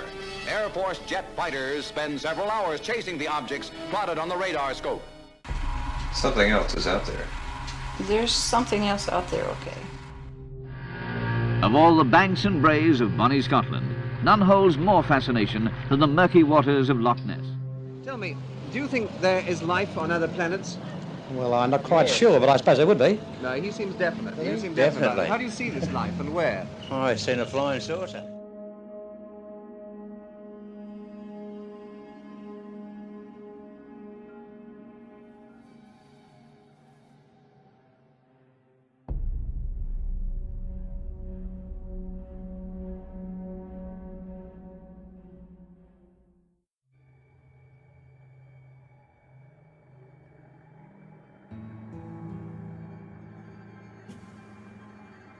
My name is Roger. When I was a teenager, my friends and I would hang out on the Gunnison River, not far from its confluence with the Uncompahgre River near my hometown of Delta, Colorado. One late night in the mid-90s, I'd arranged to meet a friend at our preferred spot along the Gunnison River. It was about midnight. We had a routine of exploring an old abandoned factory that still had lights working around it. These lights would illuminate the river and shoreline. The river at this location was fairly shallow during the summer and could be easily crossed. While I was waiting, I decided to kill some time. There was an auto parts lot / junkyard near the location that I wanted to check out and explore.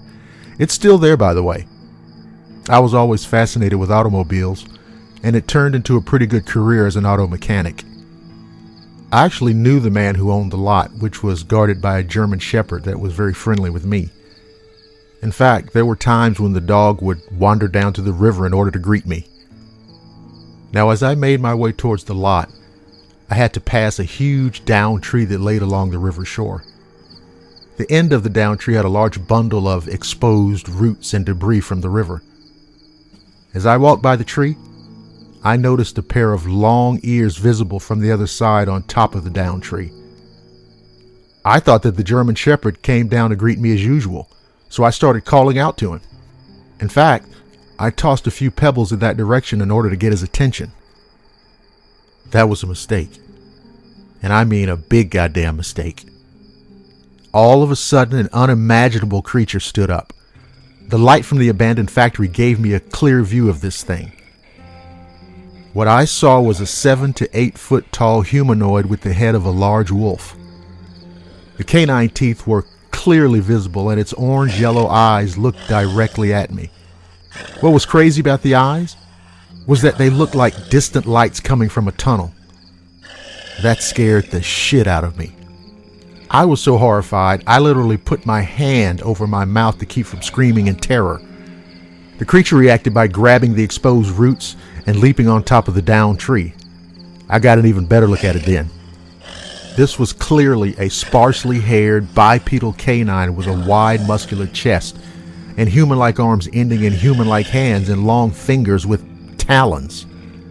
The waist and hips were narrow with muscular hocked legs extending down to long human-like feet. It also seemed like it was standing on the balls of its feet. Almost instinctively, I took off running towards the river and quickly waded across it to a chain-link fence, all the time hoping like hell that the thing wouldn't follow.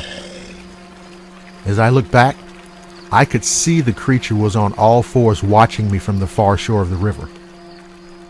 Then I noticed that the wolf thing directed its attention upriver.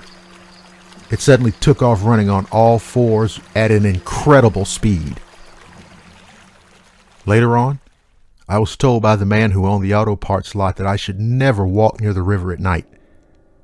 His comments were, "There are many things out there that we can't comprehend."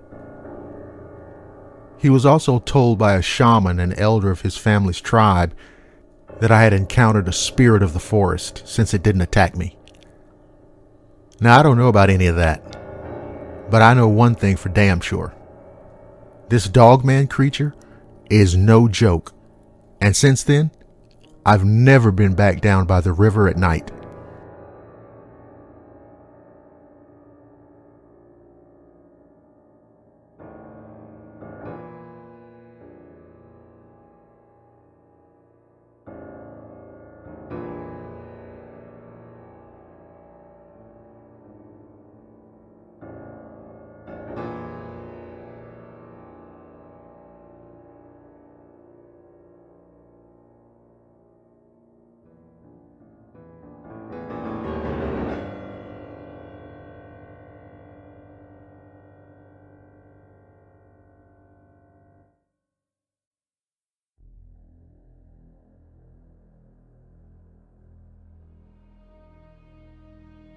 There's an experience that I want to share with you.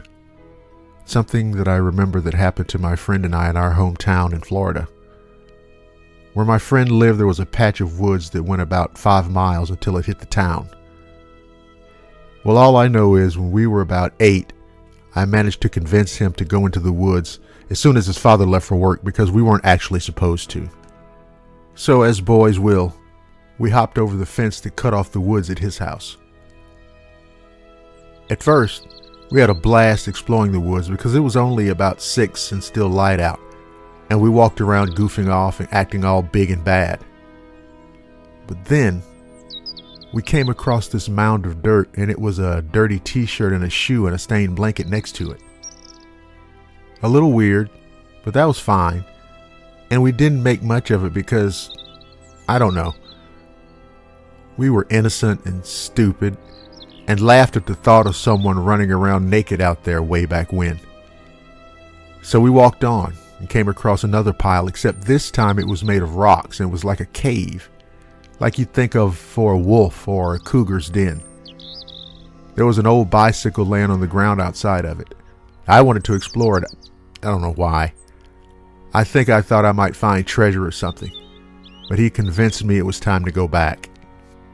I agreed because it was getting darker, and we damn sure didn't want his dad to catch us. Well, when you exit the woods, at least back then, there's a strip of cleared land, and we heard this gnawing or chewing noise or something. So we turned, and we saw what we both instantly knew came out of that cave. Holy shit. This had to be the biggest wolf imaginable. But I remember my friend and I looking at each other like, wait a minute, there's no fucking wolves in Florida. But there it was. It hunched over a deer eating it. We could hear it chomping under a low growl. For some reason, we watched it even though we were scared shitless. It hadn't seemed to notice us yet. Then, of course, right on cue, it lifted its head. That was it. We took off, tearing ass, scrambling over the fence, and hid out at my friend's house. His brother came back first, and we told him about the clothes in the cave, but not about the thing we saw. It's been more than 20 years since that happened, and we still haven't gone back into those woods. Over the years, I can remember trying to convince myself that it didn't happen, that my memory was somehow playing tricks on me. But that was just me, bullshitting myself, trying to talk myself out of what I know was real and what I know to be true. My friend and I encountered a dogman that day, and if it really wanted to get us, it would have been easy. That realization and the memory of what happened have made this incident the most frightening and horrific experience of my life.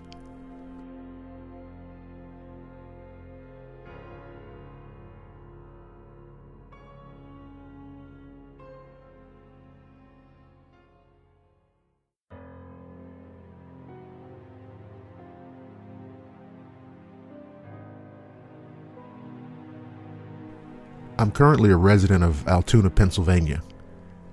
I wanted to share a strange encounter I experienced with a friend of mine in the early morning hours of Sunday, March 17th of 2013. I've chosen up till now not to talk about this event due to an unwillingness to expose myself or my family and friends to public scrutiny. In light of a recent spate of similar sightings in central Pennsylvania, I've changed my mind. Perhaps our experience will help with the current research.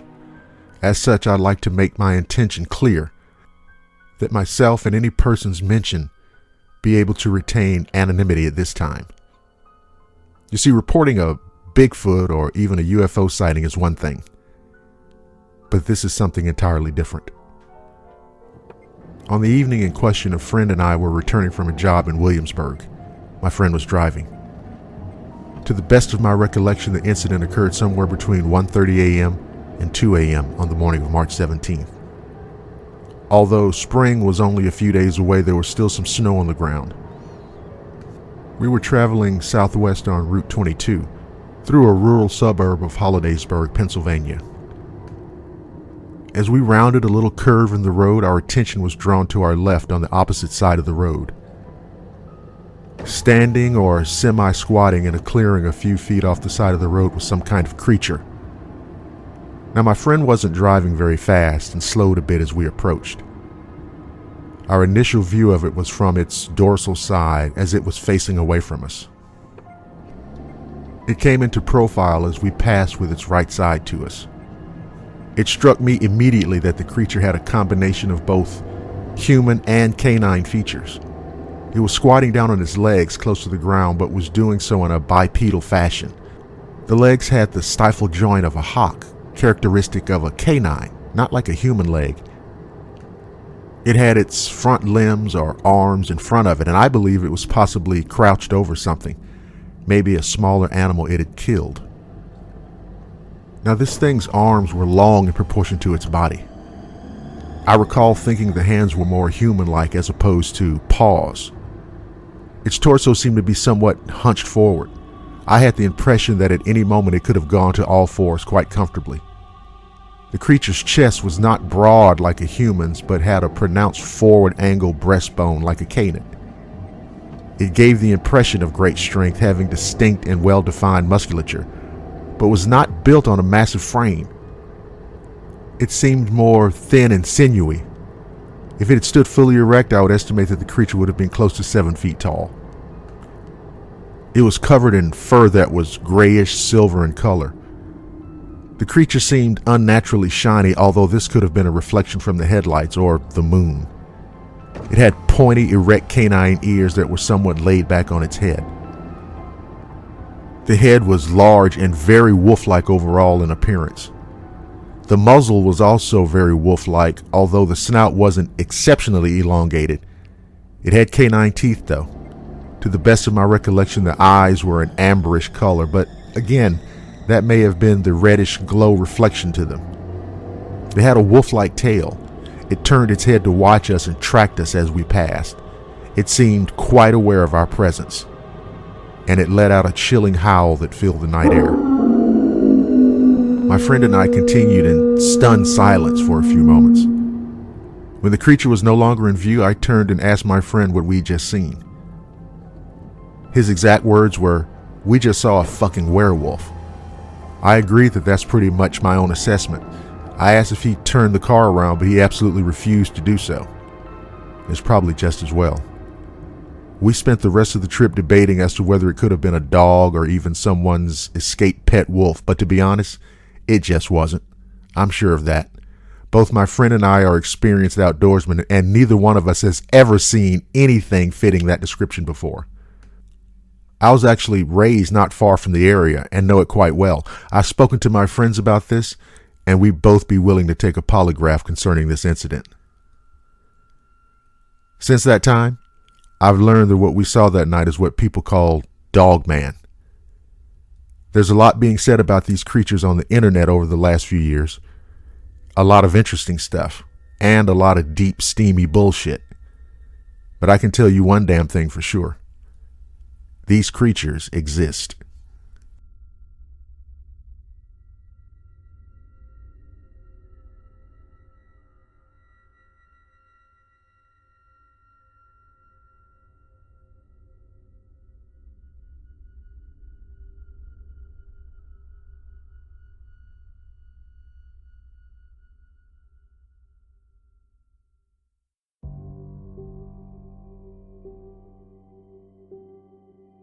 I've never talked about this before.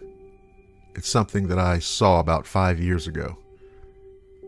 There have been instances since that time that I considered telling someone but could never work up the courage.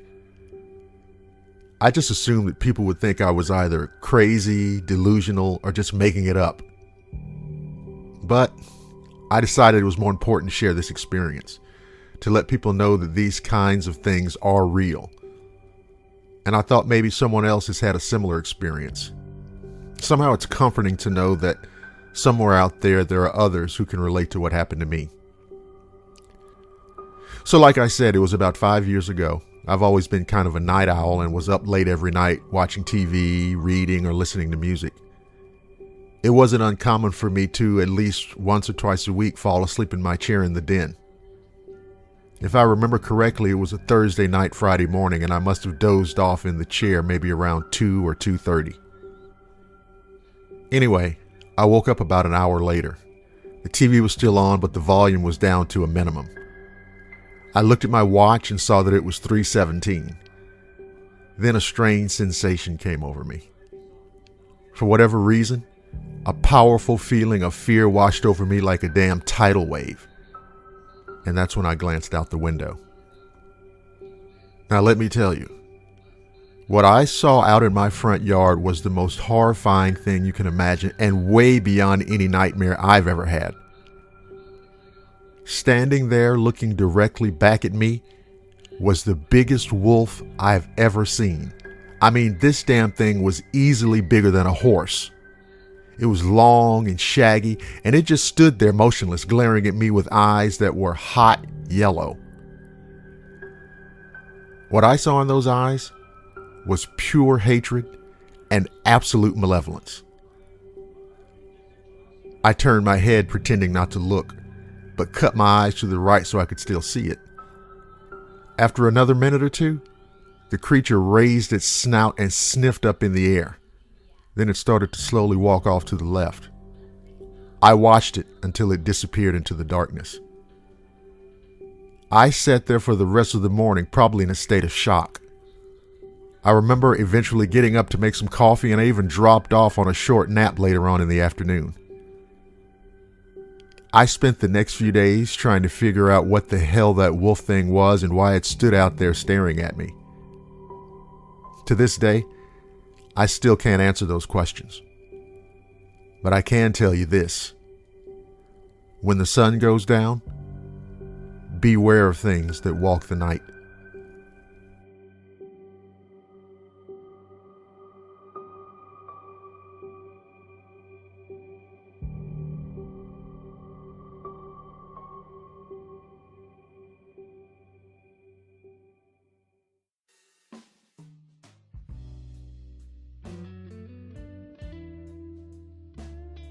If you look at a map of the state of Georgia, you'll see that the St. Mary's River forms the southernmost border of the state. When you cross the river at that point, you're into Florida. I enjoy fishing at the northwestern stretch of the river, near the town of Folkestone. There's lots of little streams and creeks where you can fish for bluegill, crappie, and even bass. I usually park my truck just a few yards from the bank, whip out my cooler, tackle box, folding chair, radio, and enjoy a few hours of fishing and relaxation. One particular Saturday in May of 2018, I'd gone down to one of my favorite little spots with the idea of catching enough for a nice fish fry with extra to go into the freezer for the following weekend. I usually did the basic thing, flour them down and toss them into a cast iron skillet and enjoy them with some coleslaw and home fries. Anyway, I did end up with a decent catch, enough for my plans anyway, and I'd gotten everything broken down and back onto the truck by about 7:30 that evening. As I pulled back onto the highway, I took notice of how fantastic the early stages of sunset was on the river. I'd easily be home by dark. Now, I'd barely gotten a mile down the highway when I happened to glance over to my left. About 20 yards off the highway, there was a marshy area with high reeds. My eyes happened to catch movement down by the edge of the water. At first, I thought maybe a deer or maybe even a bear might have come down to the water's edge to drink. I slowed down a little bit to see if I could get a better look, and then decided to just go ahead and pull off to the side of the road. If I was lucky, I wouldn't scare it off. So I stepped out of the truck, and the minute I did, I knew that I'd made a huge mistake. At that moment, this thing rose up out of the grass, and when it did, I heard what sounded like bone snapping. I can remember quietly mouthing the words, "What the fuck is that thing?" It looked like a giant black wolf, except that it was standing on two goddamn legs. Now, when I say giant, I mean that from the distance away that I was, I could tell that this creature was about 8 feet tall. I was frozen in place. I saw it sniff the air, and then it turned and looked right at me. I could see it had crazy orange eyes, and it squinted its eyes, then let out a deep growl and took a few steps in my direction. Now that's all it took to snap me out of my trance, because I jumped my ass back into the truck and tore off down the highway. All the way home, my hands gripped the wheel like a vice, and I was sweating like a racehorse. Every so often, I glanced into the rearview mirror just to be sure that it wasn't chasing after me. I kept glancing back until I'd gotten 2 or 3 miles from home. Once I got home, I dipped deep into the whiskey. Now, like I said before, that had been one of my favorite areas for fishing. And I haven't been back there since. And I damn sure never will go back again.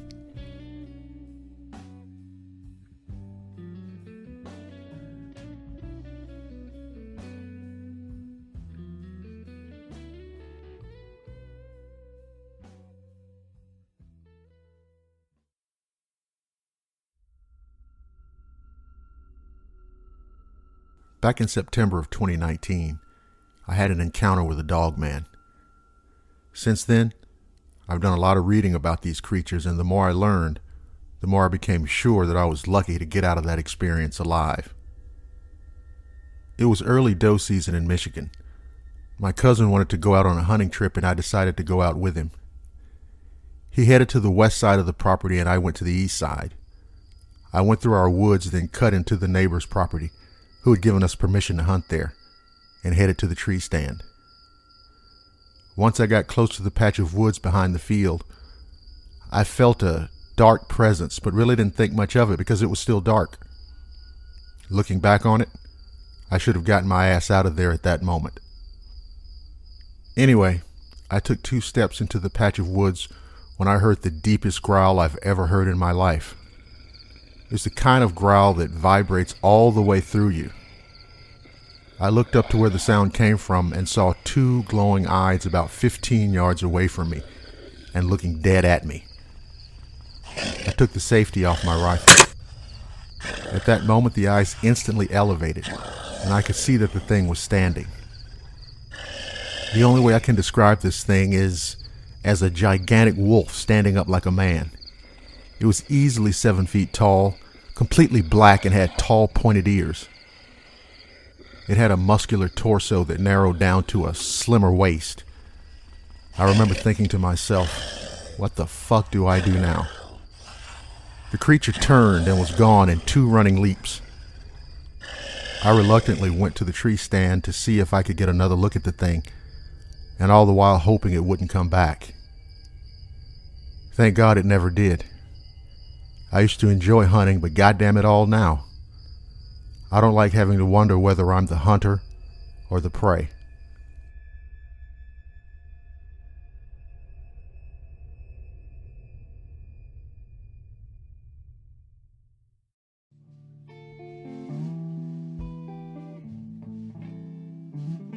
Hey everybody, this is Dr. William Lester, and I want to tell you about a new membership opportunity from Blackwater Media.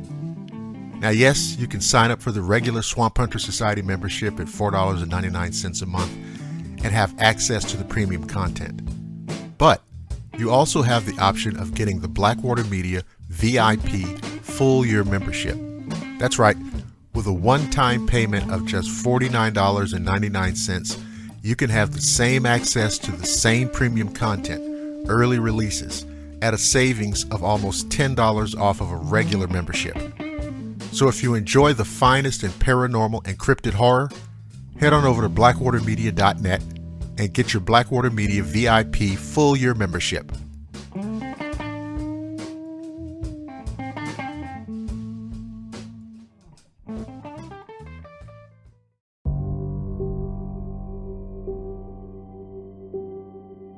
After hearing some of the other creature feature stories, I thought I would share an experience that I had a few years back. I've always enjoyed fishing, and there are a number of ponds and lakes within a 10-mile or so radius of my home. During the summer, it's not unusual for me to go fishing 2 or 3 days a week. It was June of 2017, and I'd gone out to a nice little pond I knew about to catch bluegill. I remember it being a very pleasant day with only a few high, wispy clouds. Well, after about 30 minutes, I heard something rambling in the brush on the other side of the pond. Now behind the brush, there was a short stretch of woods, maybe an acre or so. I thought maybe a deer was over there rooting around. I decided to walk around to the area to see.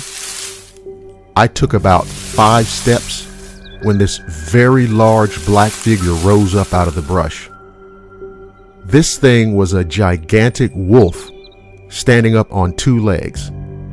I mean, this goddamn thing was 7 to 8 feet tall, including ears that had to be 8 or 9 inches. It had orangish, yellowish eyes, and it looked dead at me, bearing these huge, sharp-ass teeth with an expression of absolute malice. It let out a low growl, then turned and paced off into the wooded area. Now, right before it got out of my sight, it dropped down to all 4 legs and walked away. Now, like I said, that was June of 2017. I still love fishing, of course, but that particular pond has been permanently scratched off my list.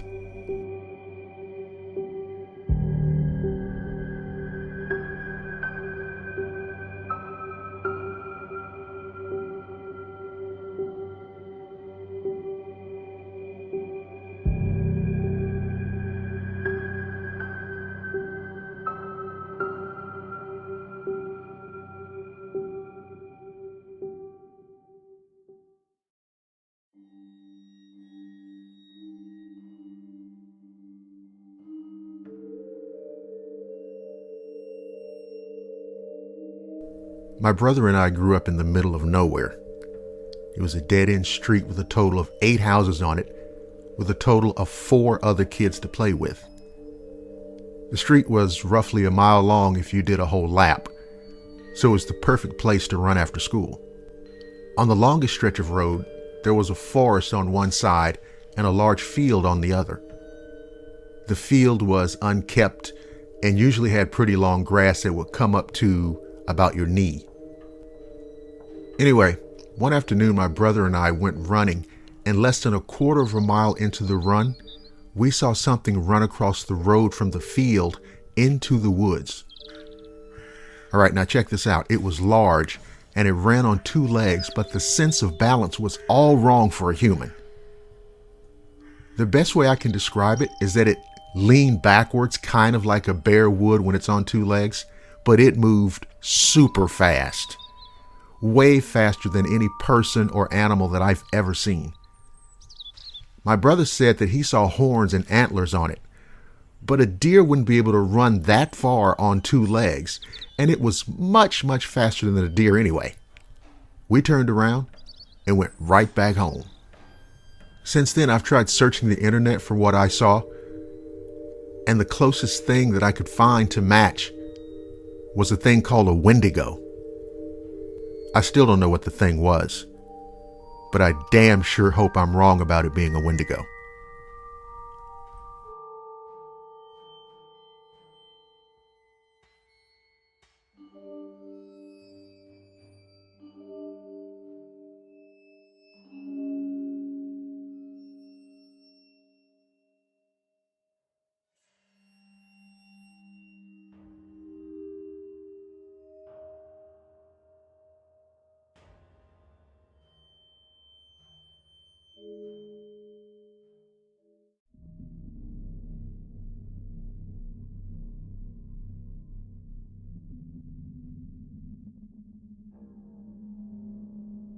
About 3 years ago, I was out hunting with my dad, grandpa, and uncle. We split up into two groups. Me and my dad were in a group and my grandpa and uncle in the other. We were hunting in the same area, and we brought walkie-talkies so we could talk to each other if we got something. My dad and I were walking down a hill and exiting the forest and entering a field, and there was another hill in front of us from the other side. We heard coyotes howling. We stood listening to them for a second. After about 20 seconds of listening, we heard another noise from behind us. It sounded like a weird mix of a roar and a howl. Now, I've heard coyotes in my life, and I've never heard one that sounded like that. When we turned around, though, we saw something right out of a damn nightmare. It was a large, black, canine-looking creature standing next to a tree. And this thing was huge and was easily 4 feet at the shoulder. But what got me was those disproportionately large eyes. They were orangish and so big that I could see it blink every few seconds. It didn't charge us or run away. It just stood there staring at us as if to say, "Leave while you still can." After a while, it started to get dark, and we called my grandpa and uncle on the walkie-talkies and told them what we'd seen. They agreed that it was a good time to get the hell out of the woods and that we'd meet back at the vehicle. We clicked on our flashlights to see better, and right at that moment, we heard a branch break, and then another loud, roarish howl behind us. When everyone was back at the truck, my dad explained again what happened, and the look on my uncle's and grandfather's faces was a look of shock and terror. They didn't see anything, but they said they'd heard the howl. We all loaded into the truck and left. A really long time went by before any of us set foot in those woods again.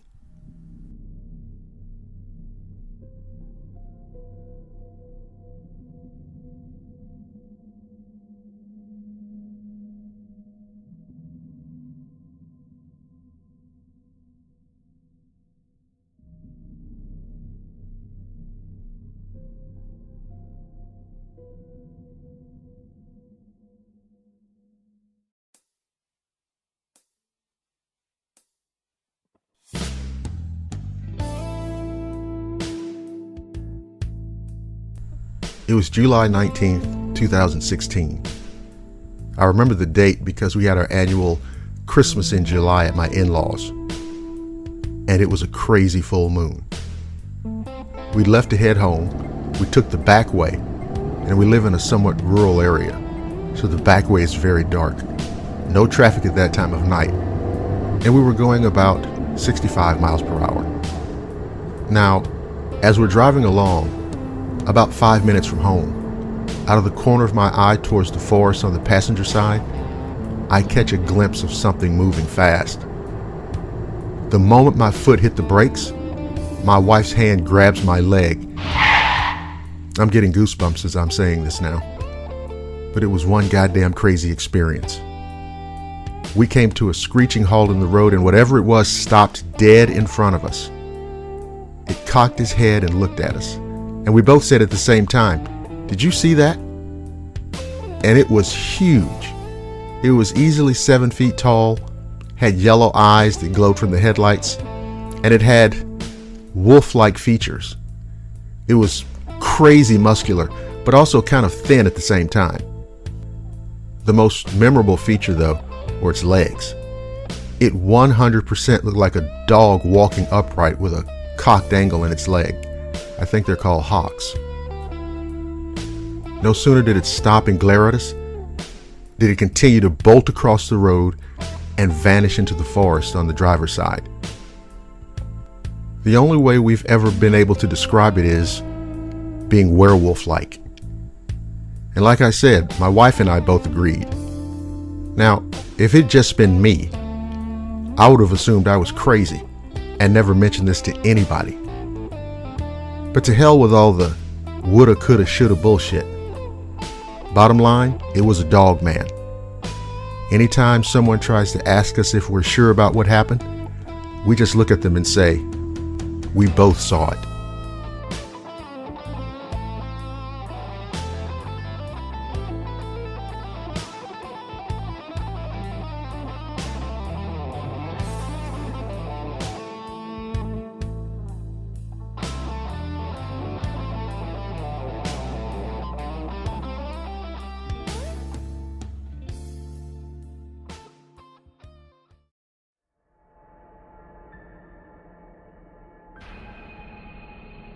One weekend, my girlfriend Lisa and I went up to our mother's house up in the Wisconsin woods. She raised chickens and had a beautiful Siberian husky named Jupiter, who was caged every night to keep him safe as there were black bear in the area, coyotes, and a rumored mountain lion. Anyway, they had a motion-activated yard light on their garage which would activate a security alarm in the house. Now, the second night we were there, Jupiter started barking. And then the alarm went off. Now, the motion detector is set to only go off if the motion is at 4 feet or higher. Lisa hopped out of bed and shut off the alarm. We both hurried out to the enclosed porch to look around, and you better believe I had my damn pistol well in hand. Now, about that time, the chickens started acting frightened and upset, and you could hear them going berserk in their coop. Lisa thought that someone was trying to steal a chicken. I made my way around to the coop to unlock the door, and all of a sudden, this huge wolf-like creature on 2 legs came barreling out of the coop with a chicken in its jaws. When it saw me, it dropped to all fours and took off running at a crazy speed. At that point, I ran back into the house in a state of complete disbelief. I locked the door behind me. Lisa was there, just inside, and her mother came tearing down the stairs asking what all the ruckus was about. I described to them exactly what happened and what I'd seen. The biggest goddamn wolf I'd ever seen, easily 1.5 feet taller than me. And I'm 6 feet tall. I mean, I watched this thing go from 2 legs to 4 legs in a matter of seconds and dash off with a chicken in its mouth. It's crazy, too. There was no sign of damage to the coop, inside or out, so the creature had to have removed the latch to the coop door with its hands. Of course, we didn't get much sleep that night. Well, shit, we didn't get any sleep. That's the truth. And yeah, it'll be a while before we head out for another trip out there. It'll be a good long while.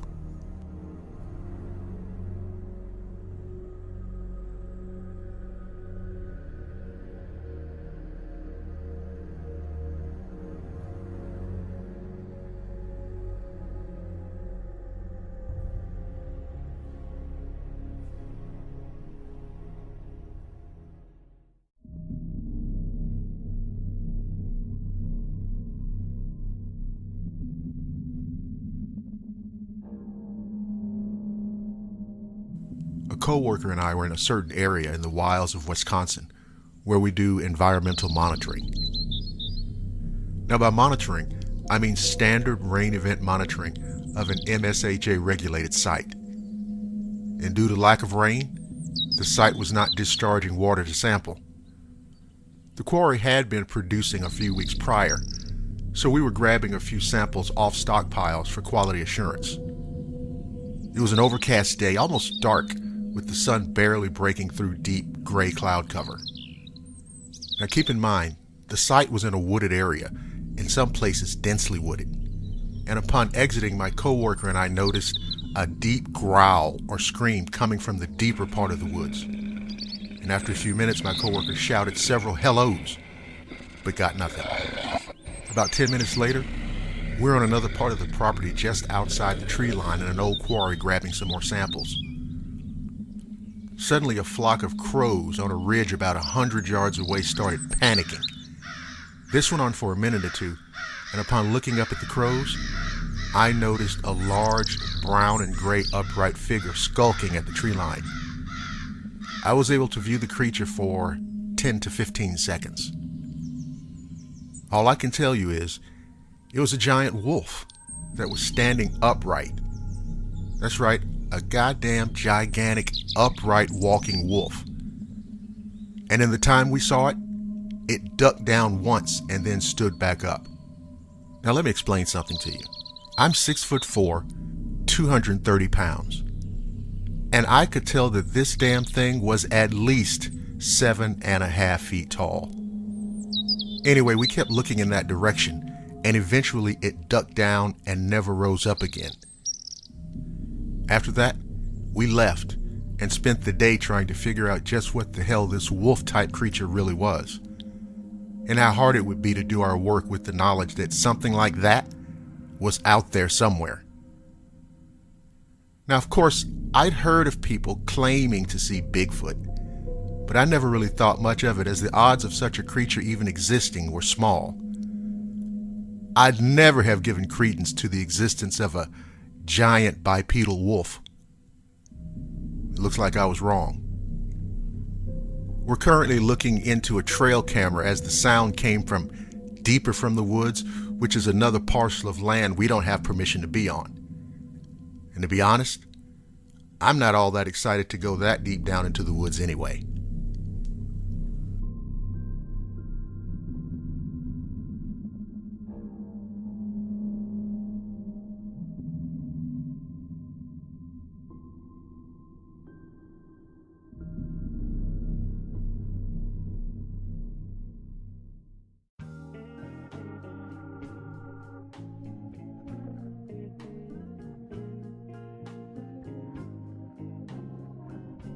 I wanted to pass along a story that was told to me by my uncle.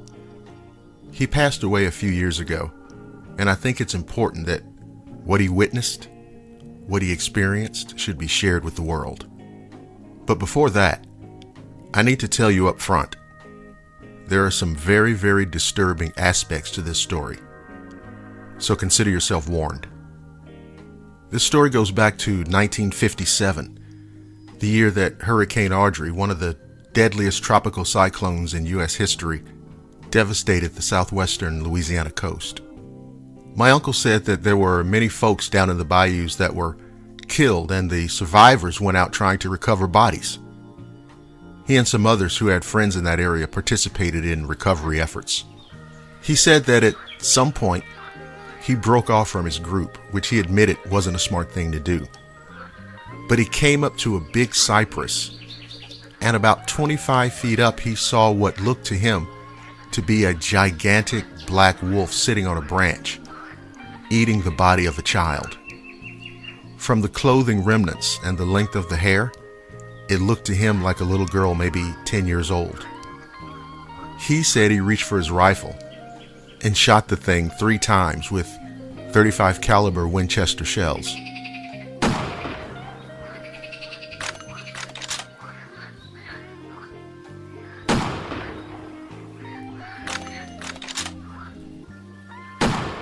He said you could see the impact as each thud caused water to spray off the thing's body. After the third shot, it looked dead at him with pale yellow eyes, full in the face, and growled. And then it went right back to eating, now licking its lips with slurping and sucking sounds, making the sight even more gruesome. He said he hauled ass out of there. He was haunted by the thought of creatures like that foraging the storm-struck bayou for the flesh of a dead person to feast on. But somehow he found the courage to go back the next day. He said that the thing had taken one of the child's thigh bones and jammed it hard into the base of the tree and hung the torso, stripped clean of flesh, and the child's head, which was untouched so he could clearly see her face, all hung there for him to find, made it very clear that these were cold-hearted, evil calculating monsters, not just animals. That was in 1957. My uncle had been holding this inside of him for 50 years, until he told it to me in 2007. A story about the aftermath of a natural disaster, and the story of a monster.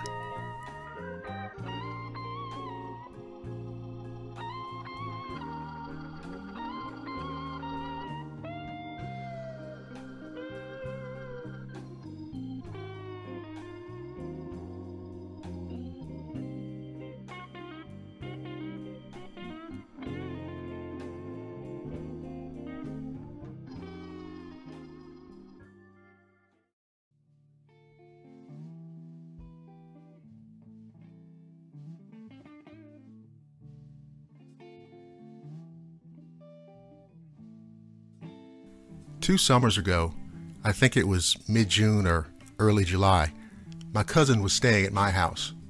I live with my grandparents and take care of them.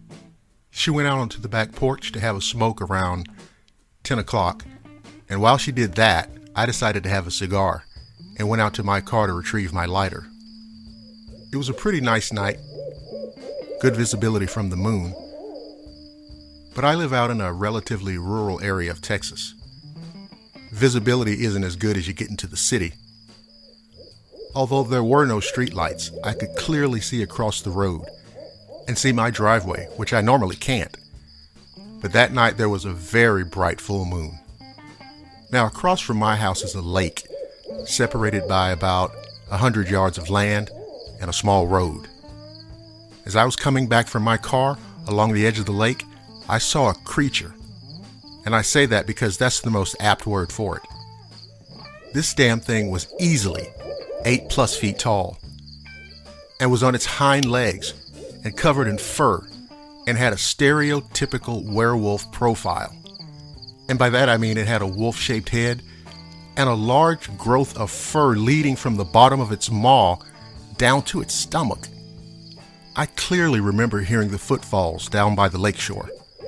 The neighbors to the right of the edge of the lakeshore had just planted juvenile trees along the property, so they were each about 6 feet high, and this thing easily towered over them.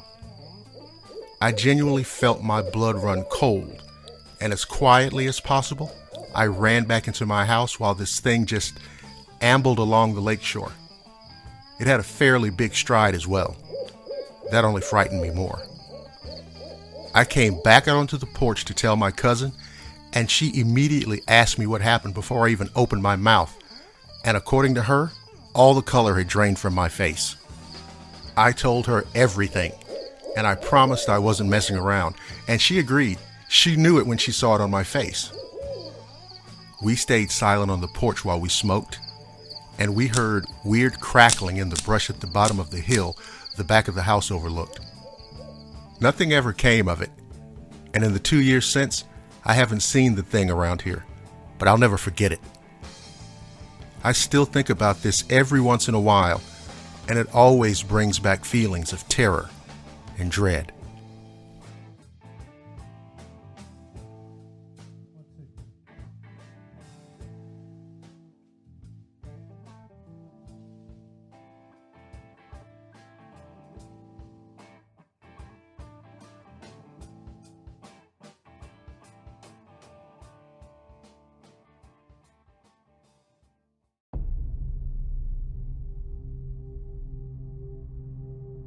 My name is Terry, and I have a short but scary story about my run-in with a dogman.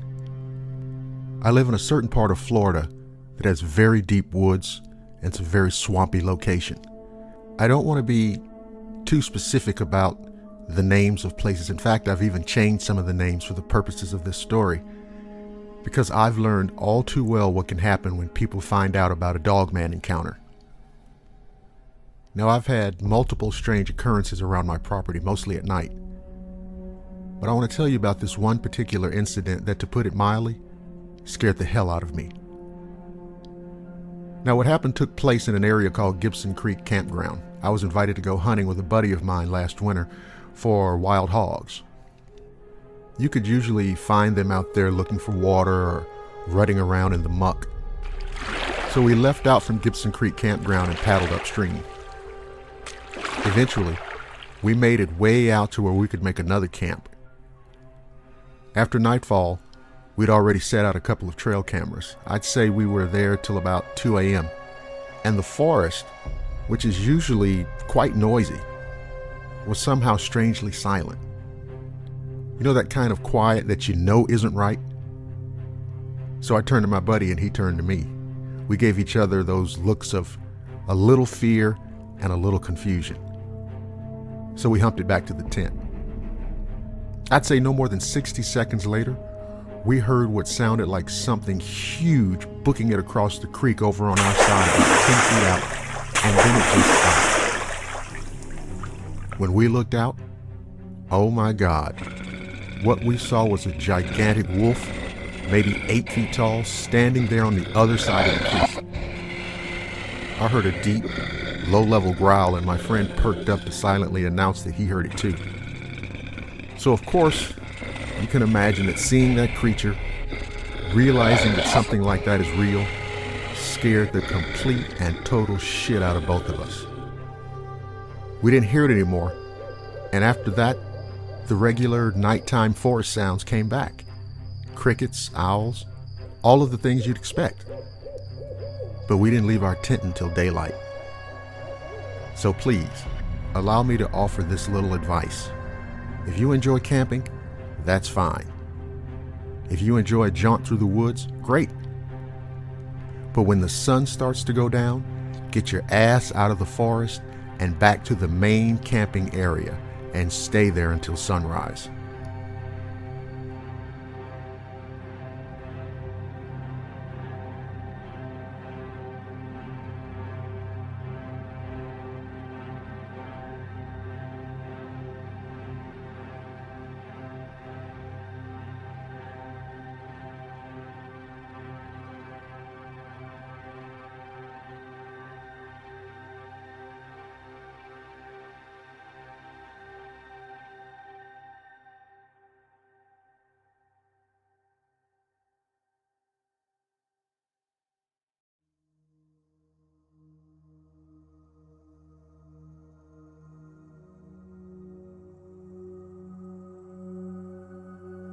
My encounter with the dogman goes back some 40 years. It was on my grandparents' property in Denmark, Wisconsin, which is southeast of Green Bay. The land out there is a lot of farmland with patches of woods. I was 10 years old at the time. My grandparents owned a few acres of land, and on the far right corner of their yard, there's a thick patch of woods and swamp that goes on for a bit before hitting another farm field. I was standing on the back deck shooting cans with my BB gun. It was a hot and muggy morning in mid-July, and all morning outside I just had a real eerie feeling that I couldn't shake. It was like I was being watched, but every time I looked around the yard, I never saw anything. So I just went back to shooting cans, but I got that feeling again. I started scanning the tree line of the woods, and that's when I saw it. It was standing next to a tree, and it was absolutely massive. Now, when I got older, I went back to that tree and tried to get an estimate of height, and I'd say it was 7 to 7.5 feet tall. The only way I can compare the body is like to Arnold Schwarzenegger. It was unreal how big its shoulders, arms, and chest were. It was covered in gray fur, that was really, really shaggy and thick on its shoulders and down a part of its body. I know when people describe dogmen, you hear a lot of, oh, it looked like a timber wolf standing on two legs, or it had the head of a German shepherd. This was not the case at all. The head and face looked like a werewolf. It had pointed ears on the top of its head. Its eyes were hot yellow and almost seemed to glow even in daylight. And it was snarling with its lips open, and it almost seemed to be smiling.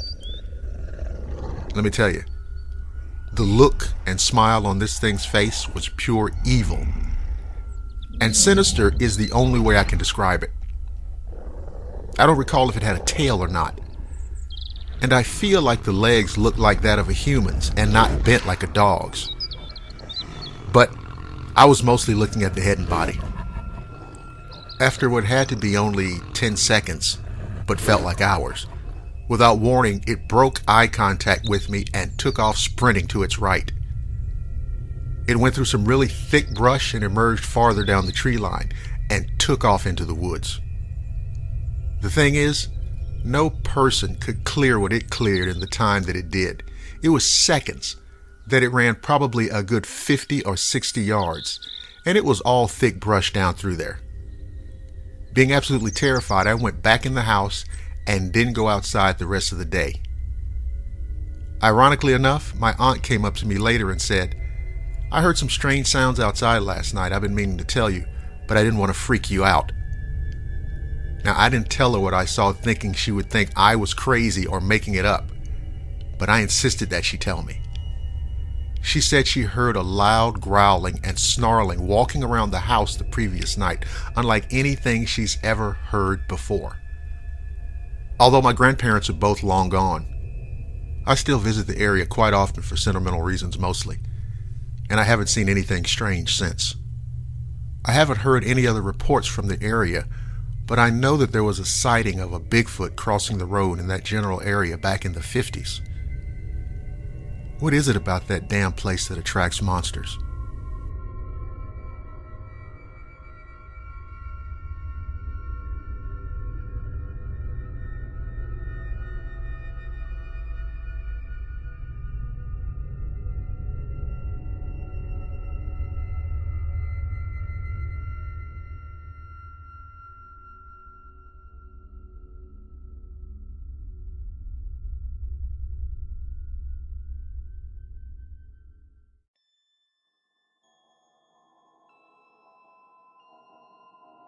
I've been hunting for over 30 years now.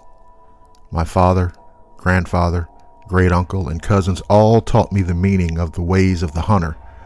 And not just that, I learned what it meant to be an outdoorsman, to have an understanding, an appreciation, and respect for nature. But none of that experience, none of that understanding or appreciation could have prepared me for an encounter with the Dogman. All of it came about one morning with me and my father scouting out a new hunting area. Since we were totally unfamiliar with the area, we thought it prudent to not go unarmed. About 20 minutes in, we found a trail that needed checking out. As soon as we hit it, I caught a flash of movement off to the left side of the trail, about 25 to 30 yards away. I didn't think much of it at first because it's normal, for example, to see the movement of birds flitting back and forth on branches and into the brush and brambles of a thicket. But both my dad and I stopped cold in our tracks when the sound of a low rumbling growl reached our ears. But it was more than that.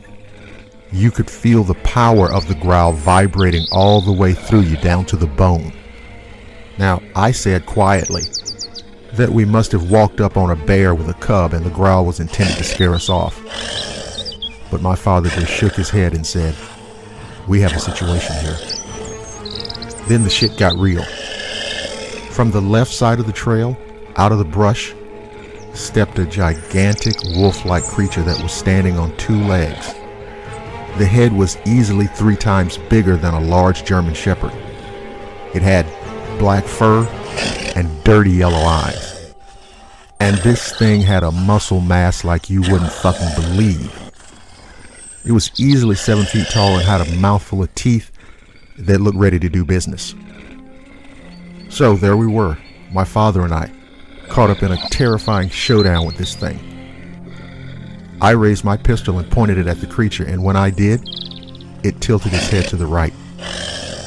Then my dad said under his breath, "Put that goddamn thing down and take 2 steps back." Then the creature dropped down on all 4 legs and took off to the right at a tremendous speed, and we watched it until it disappeared into the forest. That was about 10 years ago.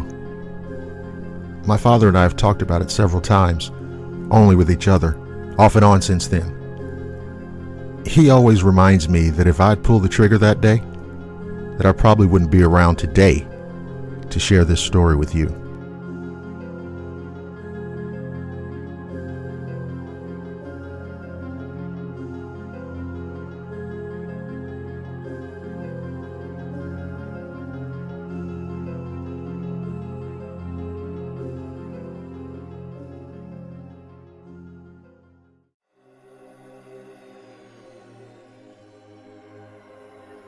This is my first time going public about my Dogman encounter, mostly out of fear of seeing it again. This took place roughly 14 years ago. When I was a kid, my family moved out of the city and moved to a small town called Deer Brook, situated on the outskirts of Antigua, Wisconsin. Our house was surrounded by woods on 3 sides and a river and field in the back. The first year out there was really calm and relaxing, other than constant coyote howls every night. But every so often there would be a different howl. It was a deeper, much louder howl that would shake us to our core. At first, my parents would dismiss it as a wolf or just a bigger coyote, but something about it seemed off. One night in mid-July, my brother, my sister, and I decided to pitch a tent in the back field along the tree line. We just wanted to go camping. We sat with sticks, roasting our marshmallows by the fire till it got really dark, and then the typical howl started up. But once again, that deep howl was back, and it sounded like it was right in our ears. With how loud it was, it's hard to even guess where it was coming from, so we decided to put out the fire and get in the tent. Later that night, my sister fell asleep, so my brother and I chatted and just made jokes. Within minutes, we heard animals running around outside the tent, and then this little raccoon started to claw at the side of the tent that I was sleeping on. At first, I just kept poking at it, but then we heard something else, the crack of sticks from the trees. At that point, my brother thought it was a bear and told us to be quiet, and woke up my sister. We started to hear footsteps coming closer and closer, and pretty quickly, they were right next to me. Now the raccoon just bolted the hell out of there. And then there was this strange odor coming from somewhere, and it smelled like copper, sulfur, and a wet dog. It was almost overpowering and made me feel like I could throw up. Then we heard our mom calling us, and as she shined the flashlight on us, it revealed the most unsettling thing I've ever seen. The shadow of this thing was shining through our tent, and it was massive. It had pointed ears that were tilted back like a dog on the prowl, and its hands were human-looking with long fingers that ended in a point. The mouth was in the shape of a snout, just a little shorter, and it had a mid-sized tail. My mom started screaming, and whatever the thing was bolted back into the woods, and that's when I got a fairly good look at it. We tore ass inside the house with our mom and didn't go back out for a few days. Now fast forward a few months. I was in the living room with my mom while my sister was in the shower. We were watching Wheel of Fortune or some game show like that when my sister screamed, "Bloody murder." My mom jumped up and went to get her. She pulled her out of the bathroom, and I got curious as to why she was freaking out, so I went in to see. Above the shower is one of those super small windows that only a small head could fit through. And in the window was a set of red, glowing eyes staring down at me. Holy shit. We stared at each other for what seemed like a decade, even though it could only have been a few seconds. Now here's the weird thing. I didn't feel fear. but more like curiosity. And I didn't feel like I was in any danger at that time. And as my mom came in to get me out, the eyes turned away as well.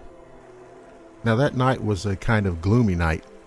It wasn't very windy, but there was a light drizzle. Later during the night, my brother and I got woken up to the window being opened. It was locked beforehand, by the way. After that, we just closed it and went back to bed. It happened again and again, like 3 more times, and each time we locked it. But the final time was the worst. It flung open so hard that the glass shattered, and then we saw the thing that pushed it open. It was that same monstrous hand from the tent, but I could see it clearly now. It had matted black fur, or hair rather, covering its whole arm. The skin on its palms was like a light tan, and the claws were easily 5 to 6 inches long. And on the bottom of the window, I saw its face, or what was showing of it. It was just the eyes, glowing bright red again, looking like the embers of a roaring fire. My brother and I bolted up, grabbed my sister, and locked ourselves in the back gaming room. We stayed there for the rest of the night. That's when my mom came home. We told her and packed our things. We moved out of that house in a day and took what we could fit, filling 1 car and a U-Haul trailer. My stepdad's truck was full as well, and we left never to return.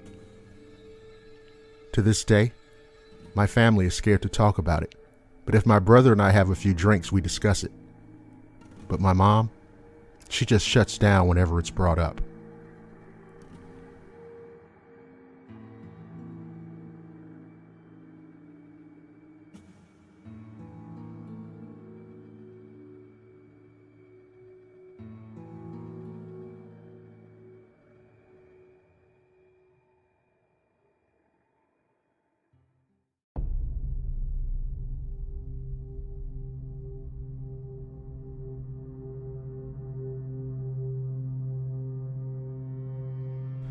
I've heard a number of the Dogman encounter stories on Blackwater Media, and I thought I'd throw my 2 cents in and share my own experience.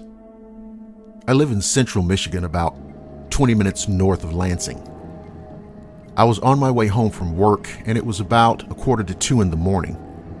I was going about 55 and saw something about 100 yards away stand up on 2 legs out of the ditch on my passenger side, take 3 to 4 running steps, and completely clear a 24-foot road, and got about 6 or 7 feet up in the air. Now this thing landed on the other side of the road, and it went down on all 4s and took off running across the field on my driver's side. I slowed down to see if I could get a good look at it, and it was huge. It was covered in black fur, and it was fast. Now, in terms of how it looked in detail, I can only describe this thing as the biggest wolf I'd ever seen. There was an otherworldly quality to it, the way it moved, the power it displayed. It's really hard to explain it, but it felt as though I was trapped inside of the worst nightmare I'd ever had. Let me stop right here and say this. The long pointed ears and the wolf's snout were bad enough. But man, those eyes. This creature had 2 huge fucking eyes that were like a surreal mix of yellow and orange. I can tell you this, there was something in those eyes that conveyed pure hatred, rage, and evil. The creature cleared about 150 yards in a matter of seconds and ran into a stand of trees in the middle of the field, and I lost sight of it. There was a decent amount of moonlight, so I could see it fairly well. It had to have been at least 8 feet tall because the ditch is 3 to 4 feet deep, and I could see the torso and head poking out of the ditch before it jumped. Once I lost sight of it, I didn't waste any time getting the hell out of there. If you're a skeptic, or maybe on the fence on whether or not Dogman exists, get your ass off the fence and join the club. They're real. It's so terrifying to know that creatures like that are out there, lurking around, waiting, watching.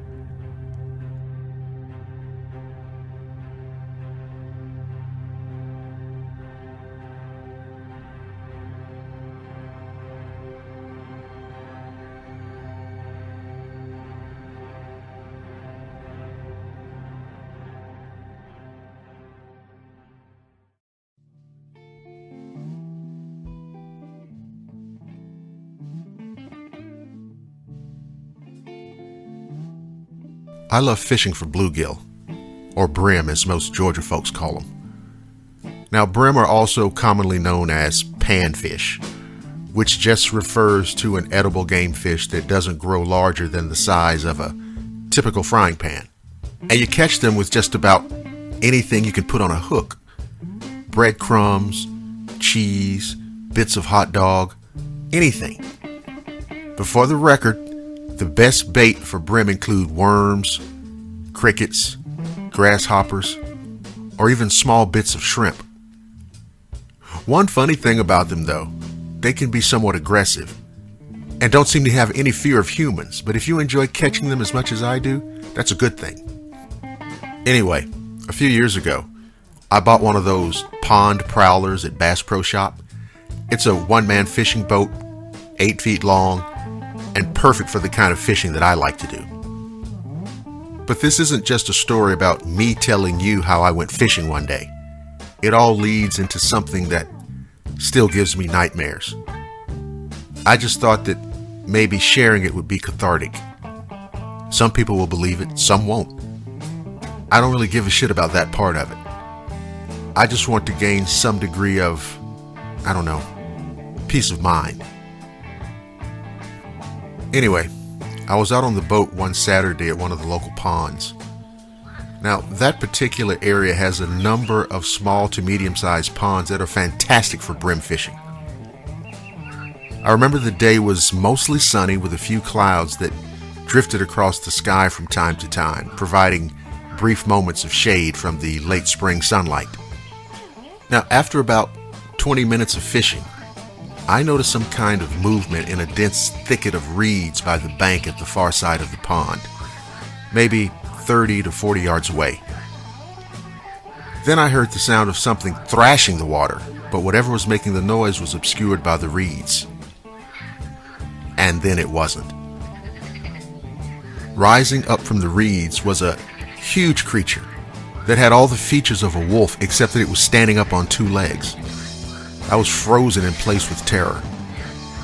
Now this thing had dark fur, very dark fur, and eyes that seemed yellowish orange, and they were locked on me. There was what I took to be blood around the snout of the creature, and there was also what looked to be some kind of dead animal in its right hand. I remember saying under my breath, "Holy shit," over and over.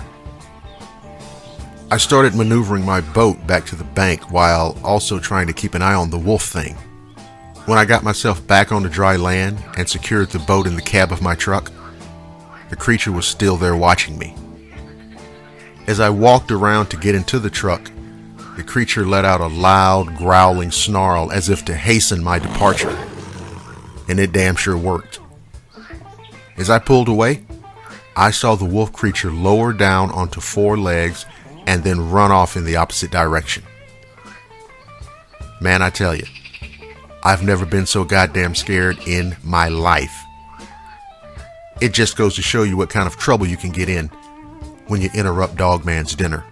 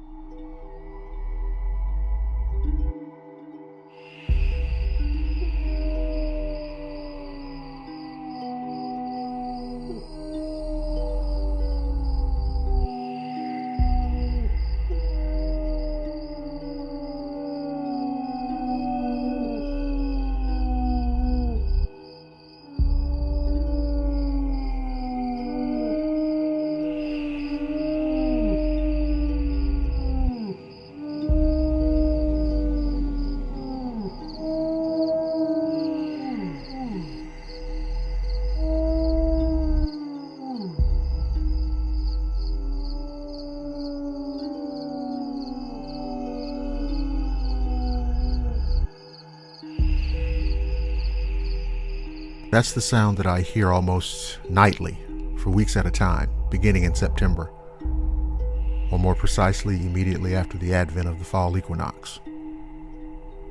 I live about an hour and a half's drive north of a major city in the southeastern United States. In this particular area, you can find sizable stretches of woodlands, creeks, and even some relatively dense forests. This is the habitat of those things out there. Those creatures howling into the darkness of the autumn night sky. This past autumn, the fall of 2020, was no different. I heard the howls in the distance and listened as they seemed to come closer. This seemed to be their nightly routine, to emerge from the inner depths of the forest and prowl along its outer perimeter. I know because it got to the point where I could go out on my deck, which overlooks a wood line, and I could actually watch them step out of the woodland cover. There would typically be 4 or 5 of them, never less than 3, at least of what I could see. On nights with good moonlight, I could see them even better. They would move through the trees, going from 4 legs to 2, and then back again seemingly arbitrarily.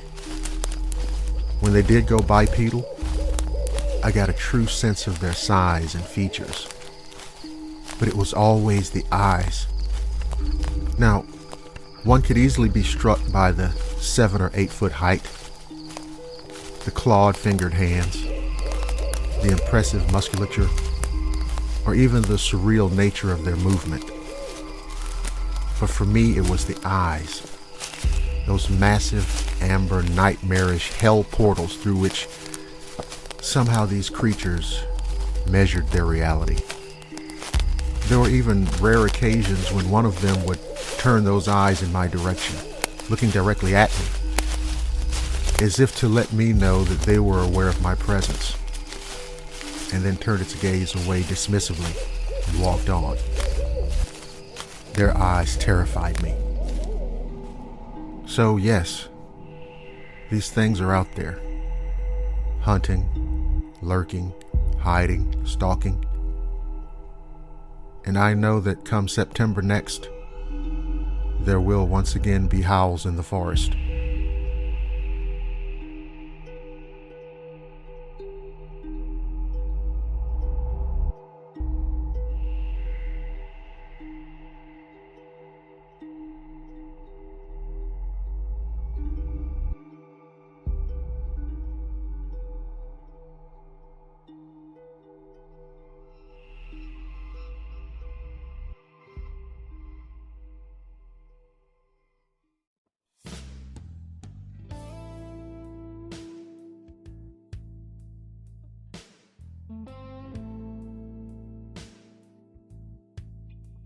I had a very creepy experience on my way to work one morning.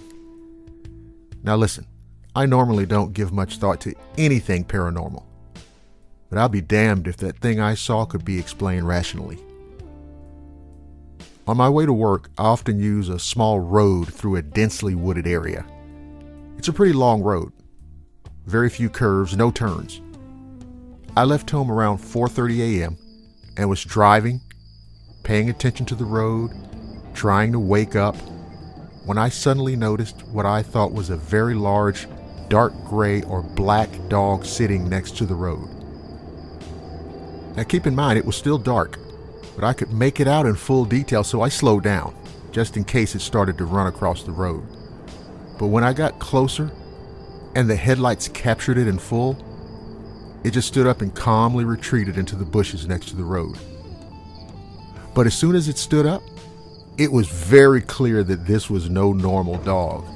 I mean, it was fucking huge. A bear size at least, or even bigger, I'd say. It had shorter hind legs, muscular front, and a weirdly long snout, pointy ears, and a bushy tail. And it kind of walked almost like a hyena, but always on all fours. Now, big predators are very rare in this area, and if there is a sighting about every 2 years or so, it's usually a lone wolf, or very rarely, a bear wandering through. Something else. This stretch of road has always given me the creeps, but now the fear has a face. One thing I noticed the last few days was that there were no other animals around. Now, normally there are always some deer, some foxes, or if I get lucky, even a badger. But that week, nothing, not even a bird. There had also been some reports of missing livestock in the area, and this was disturbing. 2 sheep went missing the week before, and a few days ago, a horse was lost. It was later found, brutally ripped apart and partially eaten. Now, I can't swear that this unknown canine creature was responsible for this, but I highly suspect that it is.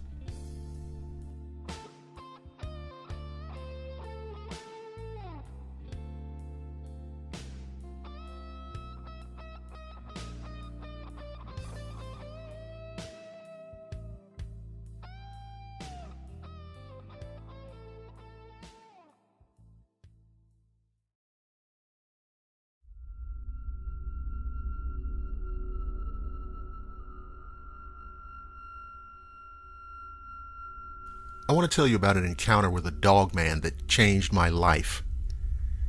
Now, before I get started, let me make something as clear as I can. What I saw was 100% real and 100% terrifying. And no, it wasn't a bear, it wasn't a coyote, and it damn sure wasn't my imagination. It was in the evening, and my family and I were coming back from Chesapeake Beach, Maryland, from having dinner. It was me, my brother, Mom, and Dad. I was 16 and in the back right passenger seat talking football with my brother. Riding along, I was just looking out the window, and there was this little road that merges onto the main road to the left. So as we merged, we picked up a little speed. We were going maybe 25, 30 miles per hour. And you had to cross this little bridge, and it's really bumpy, so we slowed down even more. Once we did that, I looked up ahead, and about 35 to 40 yards ahead, I saw something standing on the wood edge off to the right a little, but it was exactly at the edge of the woods. It had both arms on a tree just standing there, meaning its right arm was on the tree, about shoulder height, and its left arm was in basically the same position. So its arms were spread out with its hands on the trees. It was easily 7 feet tall, maybe even taller, and it had a wolf-looking face, only larger, like a dire wolf from Game of Thrones. It was dark too, almost pitch black, and the hair was medium length. I could see that its legs seemed to be arranged like a canine, you know what I mean? Kind of backwards, the way a dog or a wolf's would be. And then this fucking thing actually locked eyes with me. I saw it for about 15 to 20 seconds because of the distance. And I thought to myself, God damn, what am I looking at?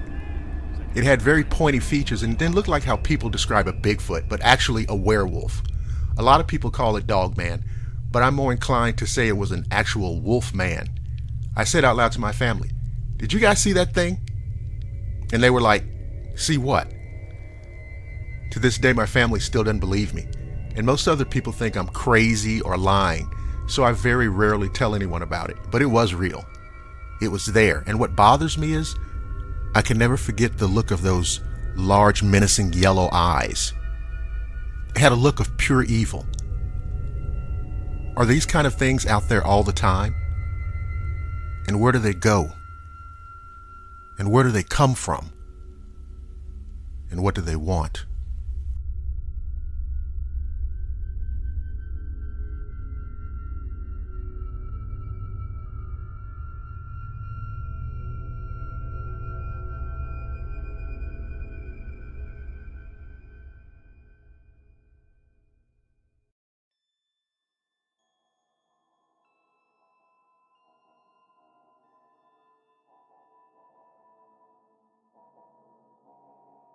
My father told me about a very weird and frightening thing that happened out at his place a few years ago.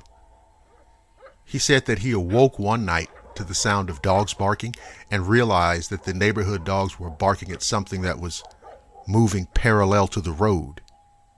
When his own dog started barking, he went outside to see what was up.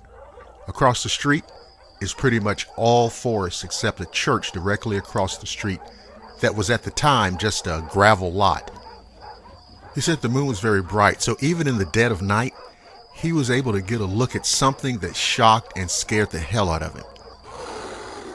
Running across the lot was a huge creature that he said had all the features of a gigantic wolf, dark fur, long wolfish snout, but the goddamn thing was running on 2 legs. And he could definitely hear the sound of the creature running full tilt across the gravel. He said he could also hear terrible sounding grunts, growls, and the most bone-chilling howls imaginable. So he kept his eyes on the thing until it disappeared into the darkness. Now, as you might imagine, more than a few things freaked him the fuck out. Number one, it was definitely wolf-like, huge, and ran on 2 feet. Now try having a dog run on gravel versus a human, and you can tell the difference in the sound. In terms of size, both my father and I have witnessed large animals like bears and moose running through the underbrush, and according to him, it sounded like it was of a similar size to those creatures. He estimated it to be 7 to 8 feet tall. Number 2, it was easily running somewhere around 40 to 50 miles per hour in the clearing of the lot, then slowed down again as it went back into the woods. He was able to compare the speed because the road itself has a 45 miles per hour limit, so it was going just as fast as a passing car. Number 3, the wolf creature's huffing, gasping, and growling was so loud he could hear it from his front door and was obviously not human. We looked online later to compare its sound to other animals, and it really didn't sound like anything he'd ever heard before. Another strange thing, there was almost a synchronous reaction that the dogs had. He's never heard dogs react like that before. Both him, my stepmom, my stepbrother, and several of our neighbors can all account for hearing the strange barking from the dogs, but it was only my dad who actually saw what they were barking at. Nothing happened like that since, and I've never personally witnessed anything like it. The location of the encounter is right on the border of the Cascade Mountain Range, and is surrounded by federal land and some privately owned land. If you're familiar with the area, or shit, even if you're not, take my advice. Stay away.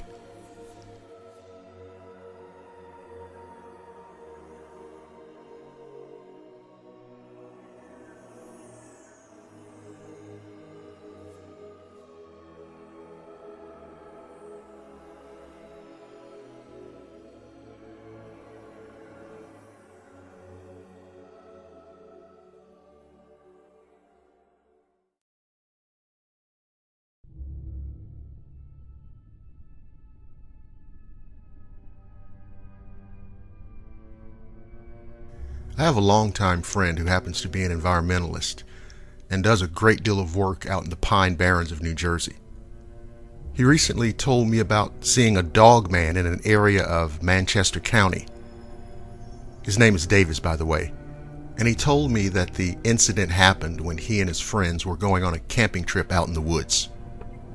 Anyway, on the first day of the trip, they were going down the road in a big Chevy pickup truck. Davis was looking towards the wood line to make sure that no deer were going to spring out and dash in front of them. Now the truck was going about 40 miles per hour, and he noticed something was following them on the trail. Davis then told his friends to slow down a bit because they saw something following them, but before he could slow down, a massive creature jumped out in the middle of the path and then back into the woods, and they all got a good close look at it. Davis said that it was wolf-like, 7 to 9 feet tall, with highly developed muscles and perked ears, and a snout like a German shepherd. He also said that the appendages this animal had were human-like, but with large claws on the end of its hands and feet, and a large bushy tail. The creature hid itself in the brush, and they could all hear it growling from the thicket. Now at that point, they didn't know if the dogman would attack, in which case they were all fucked, or if it'd retreat into the forest, in which case they would all get crazy drunk that night. After about 30 seconds, the growls faded, and it was followed by the startling sound of something big tearing through the woods and moving away from them. Of course, they were all horrified at the sight of this creature. Davis said he looked over at his friends, and they all looked like they'd just seen a ghost, with the blood drained from their faces. That killed the camping trip, and most other ideas about subsequent outings, fishing, hiking, and whatnot. I've done a lot of reading about cryptids over the years, and of course, the Pine Barrens is often attributed to sightings of the Jersey Devil. When Davis and I were talking about it, he just shook his head and said, "Shit," as if one monster isn't enough to have to deal with.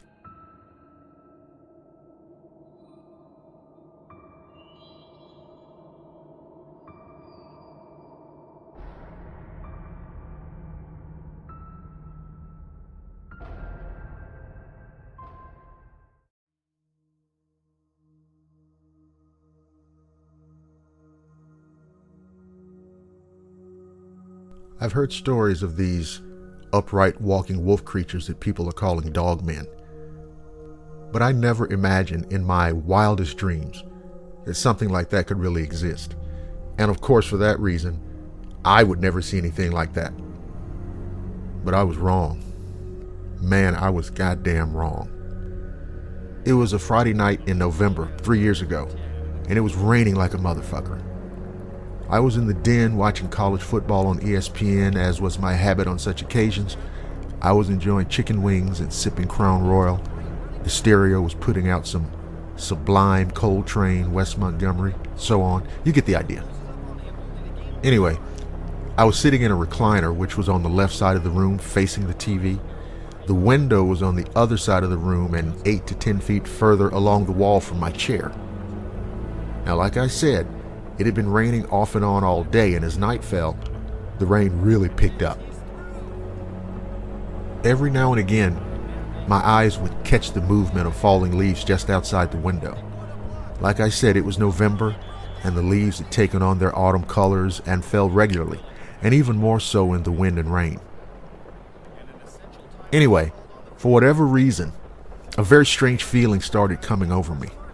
I can't really explain it, but it was a weird sensation of unease that at the time I couldn't account for. And then another flash of movement coming from the window caught my eye. And what I saw shocked and horrified me on every level of existence.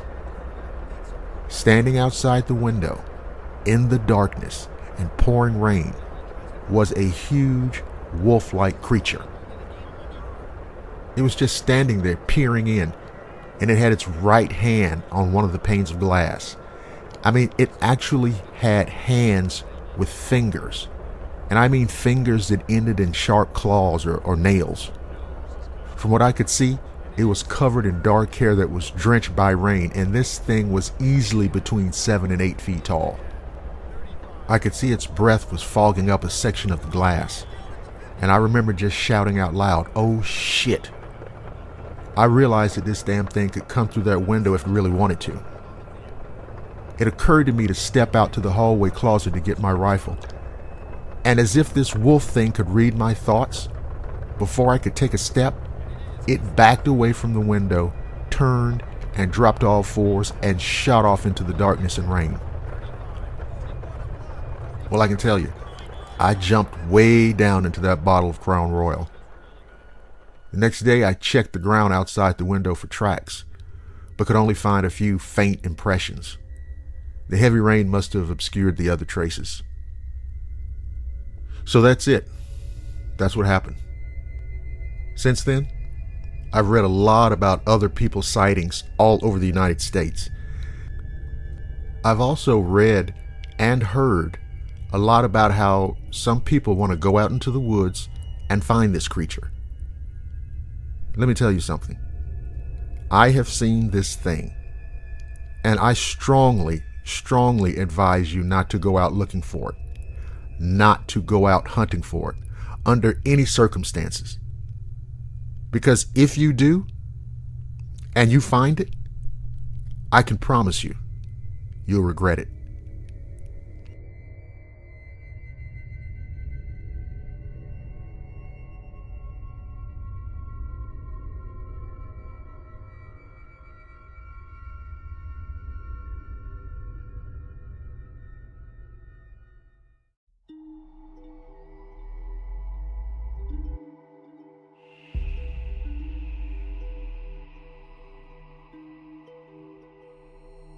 My name is Jeremy. I want to tell you about a brief encounter that my late wife Sarah and I had with a dogman. We were taking care of my mom at the time. She took daily walks both in the mornings and in the evenings. And on one particular late afternoon, we'd gone around the corner of a street, maybe 2 streets away, passing by an empty lot. I estimate the time between 5:30 and 6.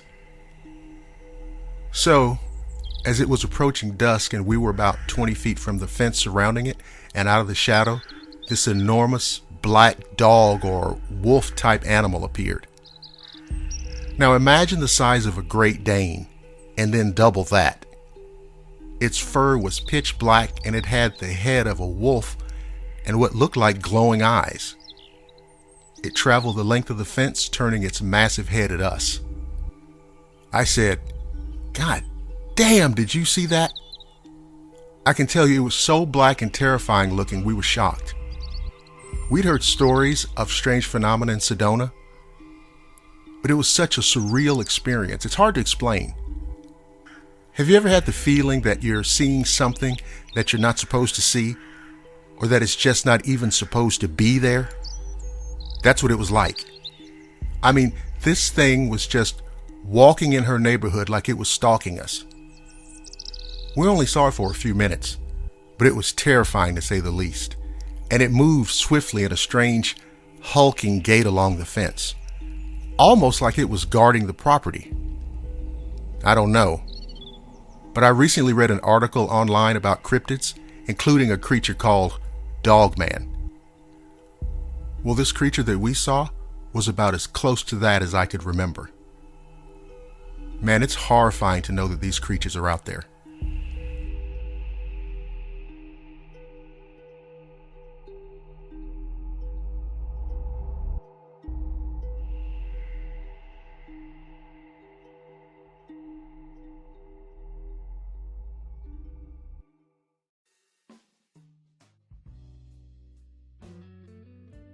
I'm an avid bird watcher.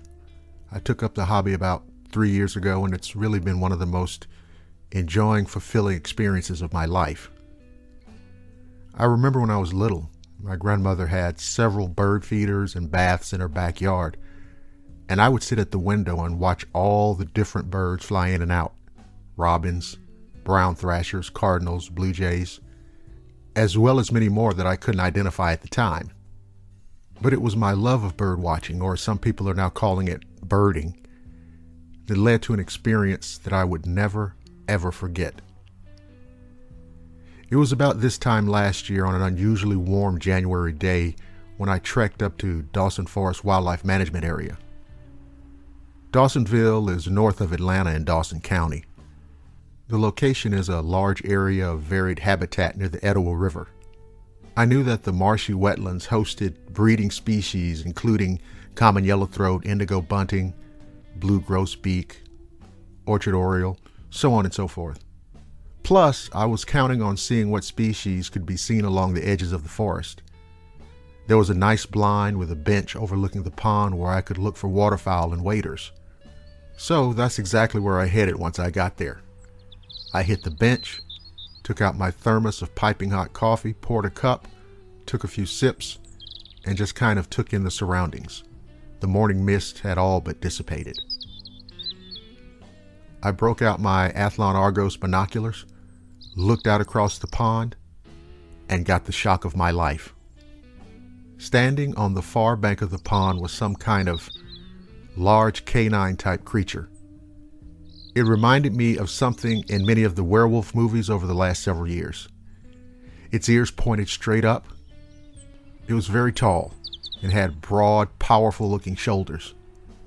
Through my binoculars, I could make out its muscle definition, and its eyes had a very deep orange tint to them.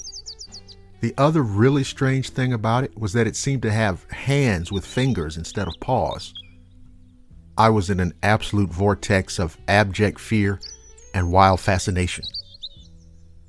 Now the creature looked around and then went down on all fours and started drinking, but stopped after only a few seconds. It raised up its nose and I could see its nostrils flaring. Then came a moment of total terror. It must have caught my scent because it locked its eyes dead on me. And I didn't move. But while I kept my binoculars on the creature, my brain was on fire trying to calculate how fast I could get back to the car. Then, as it kept those enormous fiery eyes fixed on me, the creature let out a roar that hit me like a tornado. From that point on, I was in survival instinct mode, and I'm sure that I moved faster that day than I ever had in my life. Shit, I'm not even sure that my feet were touching the ground, and before I knew it, I was slamming the car door shut and starting the engine. I don't even think I exhaled until I hit the on-ramp to the interstate. So that's what happened. I have read a good bit on cryptozoology since then. All kinds of encounters with all kinds of creatures. Chupacabra, Mothman, Bigfoot, lake monsters, and a menagerie of other weird things. And of all things, my first and so far only cryptid experience had to be with the damn Dogman. Maybe the very worst of all.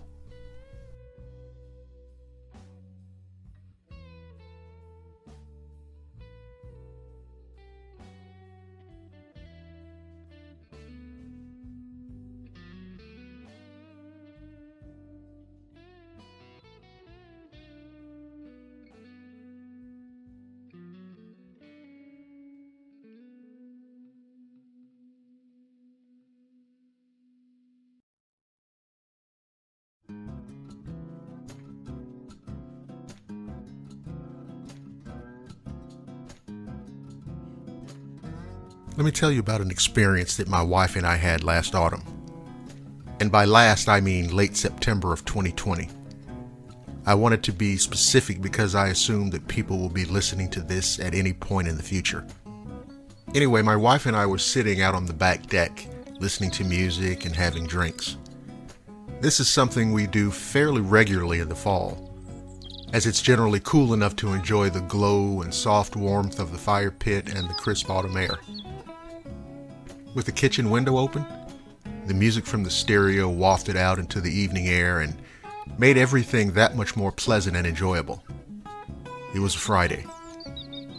Now, earlier that afternoon, I'd grilled a couple of steaks and a package of brats, and that, along with the potato salad, the grilled zucchini, and Texas toast, would easily make an autumn weekend's worth of delicious dinners. Anyway, our back deck looks out across the backyard, which goes on about 30 yards, at which point a fence squares the yard in. Now, beyond that fence, there's a stretch of woodland that starts about 10 yards beyond the fence line and grows denser as you move inward.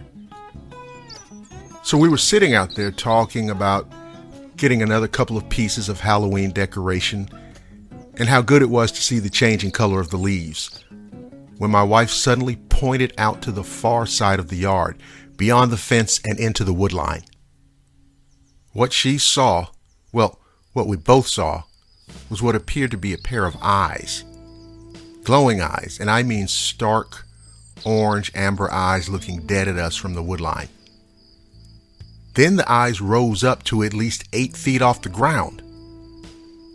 Behind those eyes was the outline of what looked like a giant wolf. It took a step forward, and we got a better look at it. And this thing was fucking massive, with black fur and a huge German shepherd looking head. Now, we sat there frozen and frankly horrified. My wife broke the silence and quietly asked, "What the goddamn hell is that thing?" And all I could do was shake my head. And at that exact moment, we saw it drop down to 4 legs, turn, and shoot off into the woods. I thought about it, and there's really no way for me to correctly convey just how fast this creature moved. Anyway, a few seconds later, we heard a bone-chilling howl in the distance. We just sat there, calming ourselves by sipping on whiskey highballs. My wife got her iPad and started doing searches.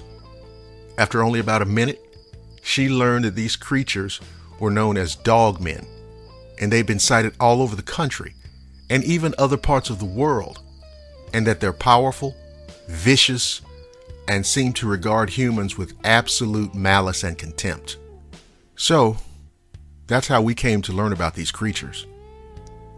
I've heard and read about how so many people say they want to see one. I promise you, you don't. My wife and I have nightmares about our encounter.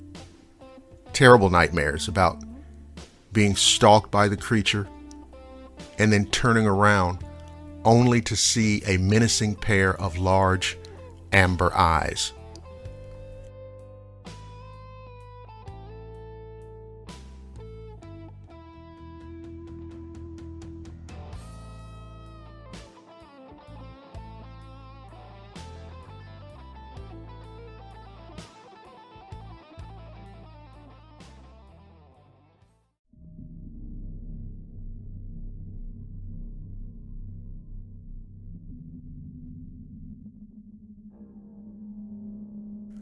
Before I get into this story, I need to give you just a brief background. First off, my wife and I are both from a very rural part of the Upper Peninsula of Michigan. I always used to tell people that I had to drive 50 miles one way to go to McDonald's growing up. It's the type of place where, now that I go back to, you realize how very empty it is in those spaces between the towns. Anyway, on to the story. My wife was visiting family for the weekend in Upper Michigan and was driving home to Wisconsin early on a Sunday morning. She described the morning as cloudless and sunny and seemingly normal. She left town and was on the outskirts where there's few houses but a good number of fields. About 15 minutes into the drive, she said she saw something out of the corner of her eye out in one of those small fields. She said her first instinct before she focused on it was that it was a horse. You know how when you spot something like a dog in your periphery and your brain uses available info like movement and relative size, and all that says dog. She said that's exactly what happened, but her brain said horse. When she turned to look, she said she saw an absolutely gargantuan white or cream-colored wolf loping along the tree line in the field next to the road. She said it was trotting along casually in the field, but near the edge of the forest, and that other than the fact that it was huge, said it looked like a normal wolf. She said she was so stunned that she put on the brakes in the middle of the road and sat and watched for approximately 15 to 30 seconds. She confirmed in that time that it wasn't her mind playing tricks on her, or a trick of the light, or anything. She said it was literally a horse-sized wolf.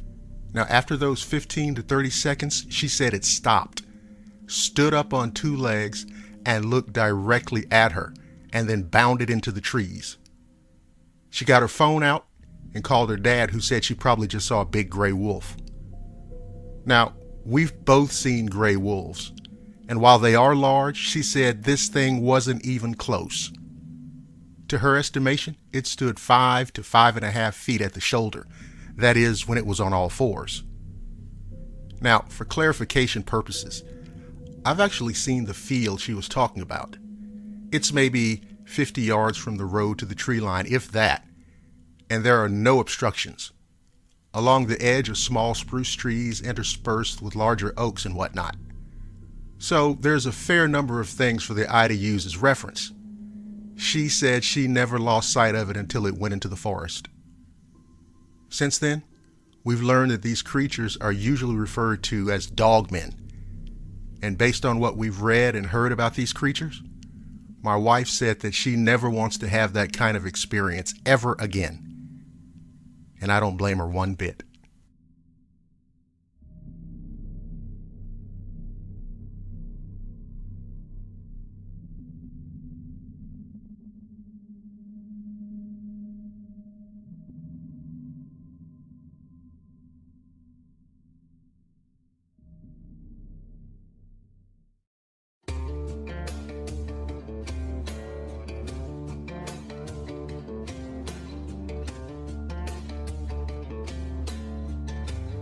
I live in rural Montana, and I truly believe that the creature that I saw a couple of nights ago in the woods near my house was a dogman. I was inside of my barn when I heard an aggressive scratching coming from the direction of my door, and my two big Rottweilers started causing mayhem, barking up a storm inside the house. I thought it might be a mountain lion or maybe even a bear trying to get in my barn and feast on my goats and chickens. I grabbed my damn shotgun, and when I opened the door, I saw a creature, maybe 25 yards out, and what I saw shocked the shit out of me. I was looking at a gigantic, wolf-like thing standing there, looking back at me, but the motherfucker was standing up on two legs. It stood there just long enough for me to get a good look at it, as if that was the point. Shit, I raised and pointed my shotgun at the son of a bitch, and in that instant, it turned and ran off into the darkness. I fired a shot anyway, just to let it know that I wasn't fucking around. I noticed that there were scratches covering my door. These scratches looked much deeper than what a mountain lion or bear could have made. I remember hearing about dogmen a few months previously from one friend of mine, but I never imagined that I would ever see one. Then I remembered that lots of my neighbors had been losing their livestock at an alarming rate. Now I know why. Since my encounter with the creature, I haven't seen it again. But I know that it's still out there lurking in the woods. And I can promise you this: my shotgun is never, ever very far away.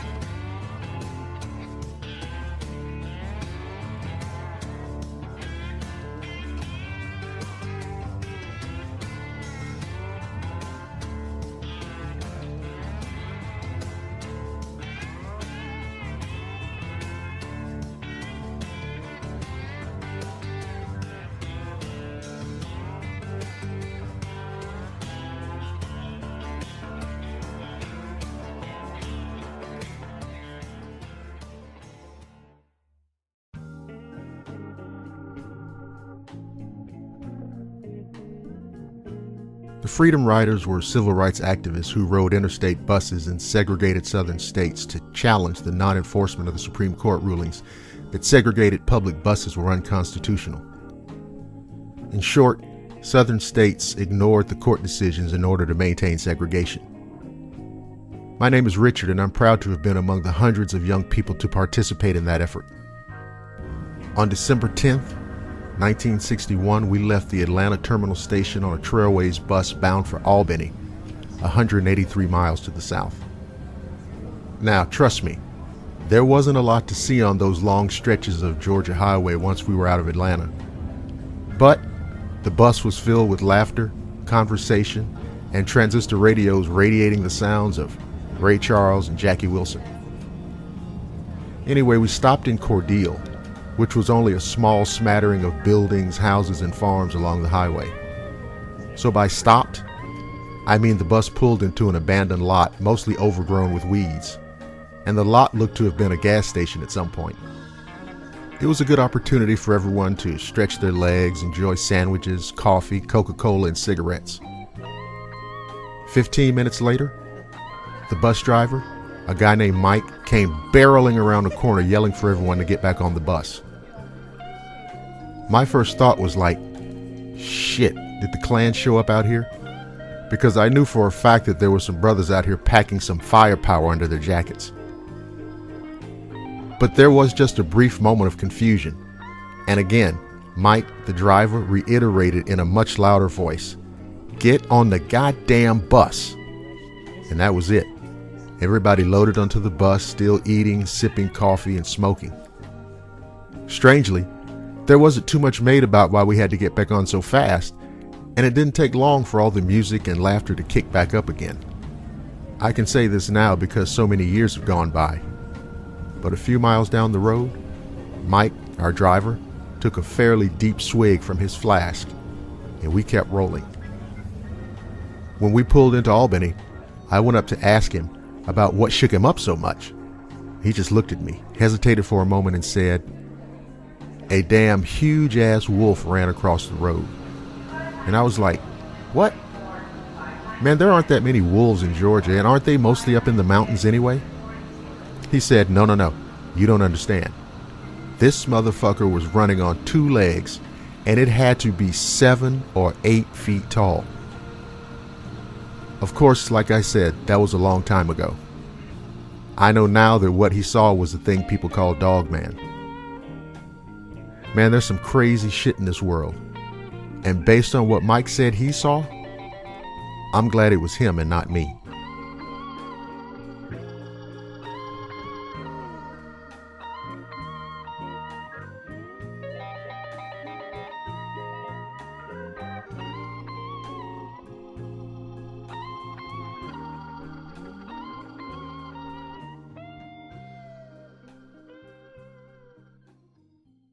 I live alone and have for 3 years since my divorce. And it's mostly been great to have my own space in my own house where I'm free to do whatever I want, whenever I want. That said, I spend most of my time in the evenings in my upstairs study reading, painting, writing, and listening to music. In the eyes of most people, I don't really have a social life, and that's okay with me. For the most part, I've never felt uneasy in my own house until about a month ago when I went to the kitchen at night to make a drink. Now let me explain something to you. My kitchen overlooks an overgrown garden, which in turn overlooks some woods. It's a fairly rural area, and it's very quiet at night, which makes it a friendlier environment for some wildlife to come out. I often see foxes and deer, and I've been woken up at night by the scream of a fox at about 4 a.m. once. And they like to hang around outside the front of my house because there's easy access from there to my back garden and then to the woods. My kitchen has this big window which looks right into the garden. And at night when the lights are on, I can barely see more than a few feet ahead of the window as it acts sort of like a mirror.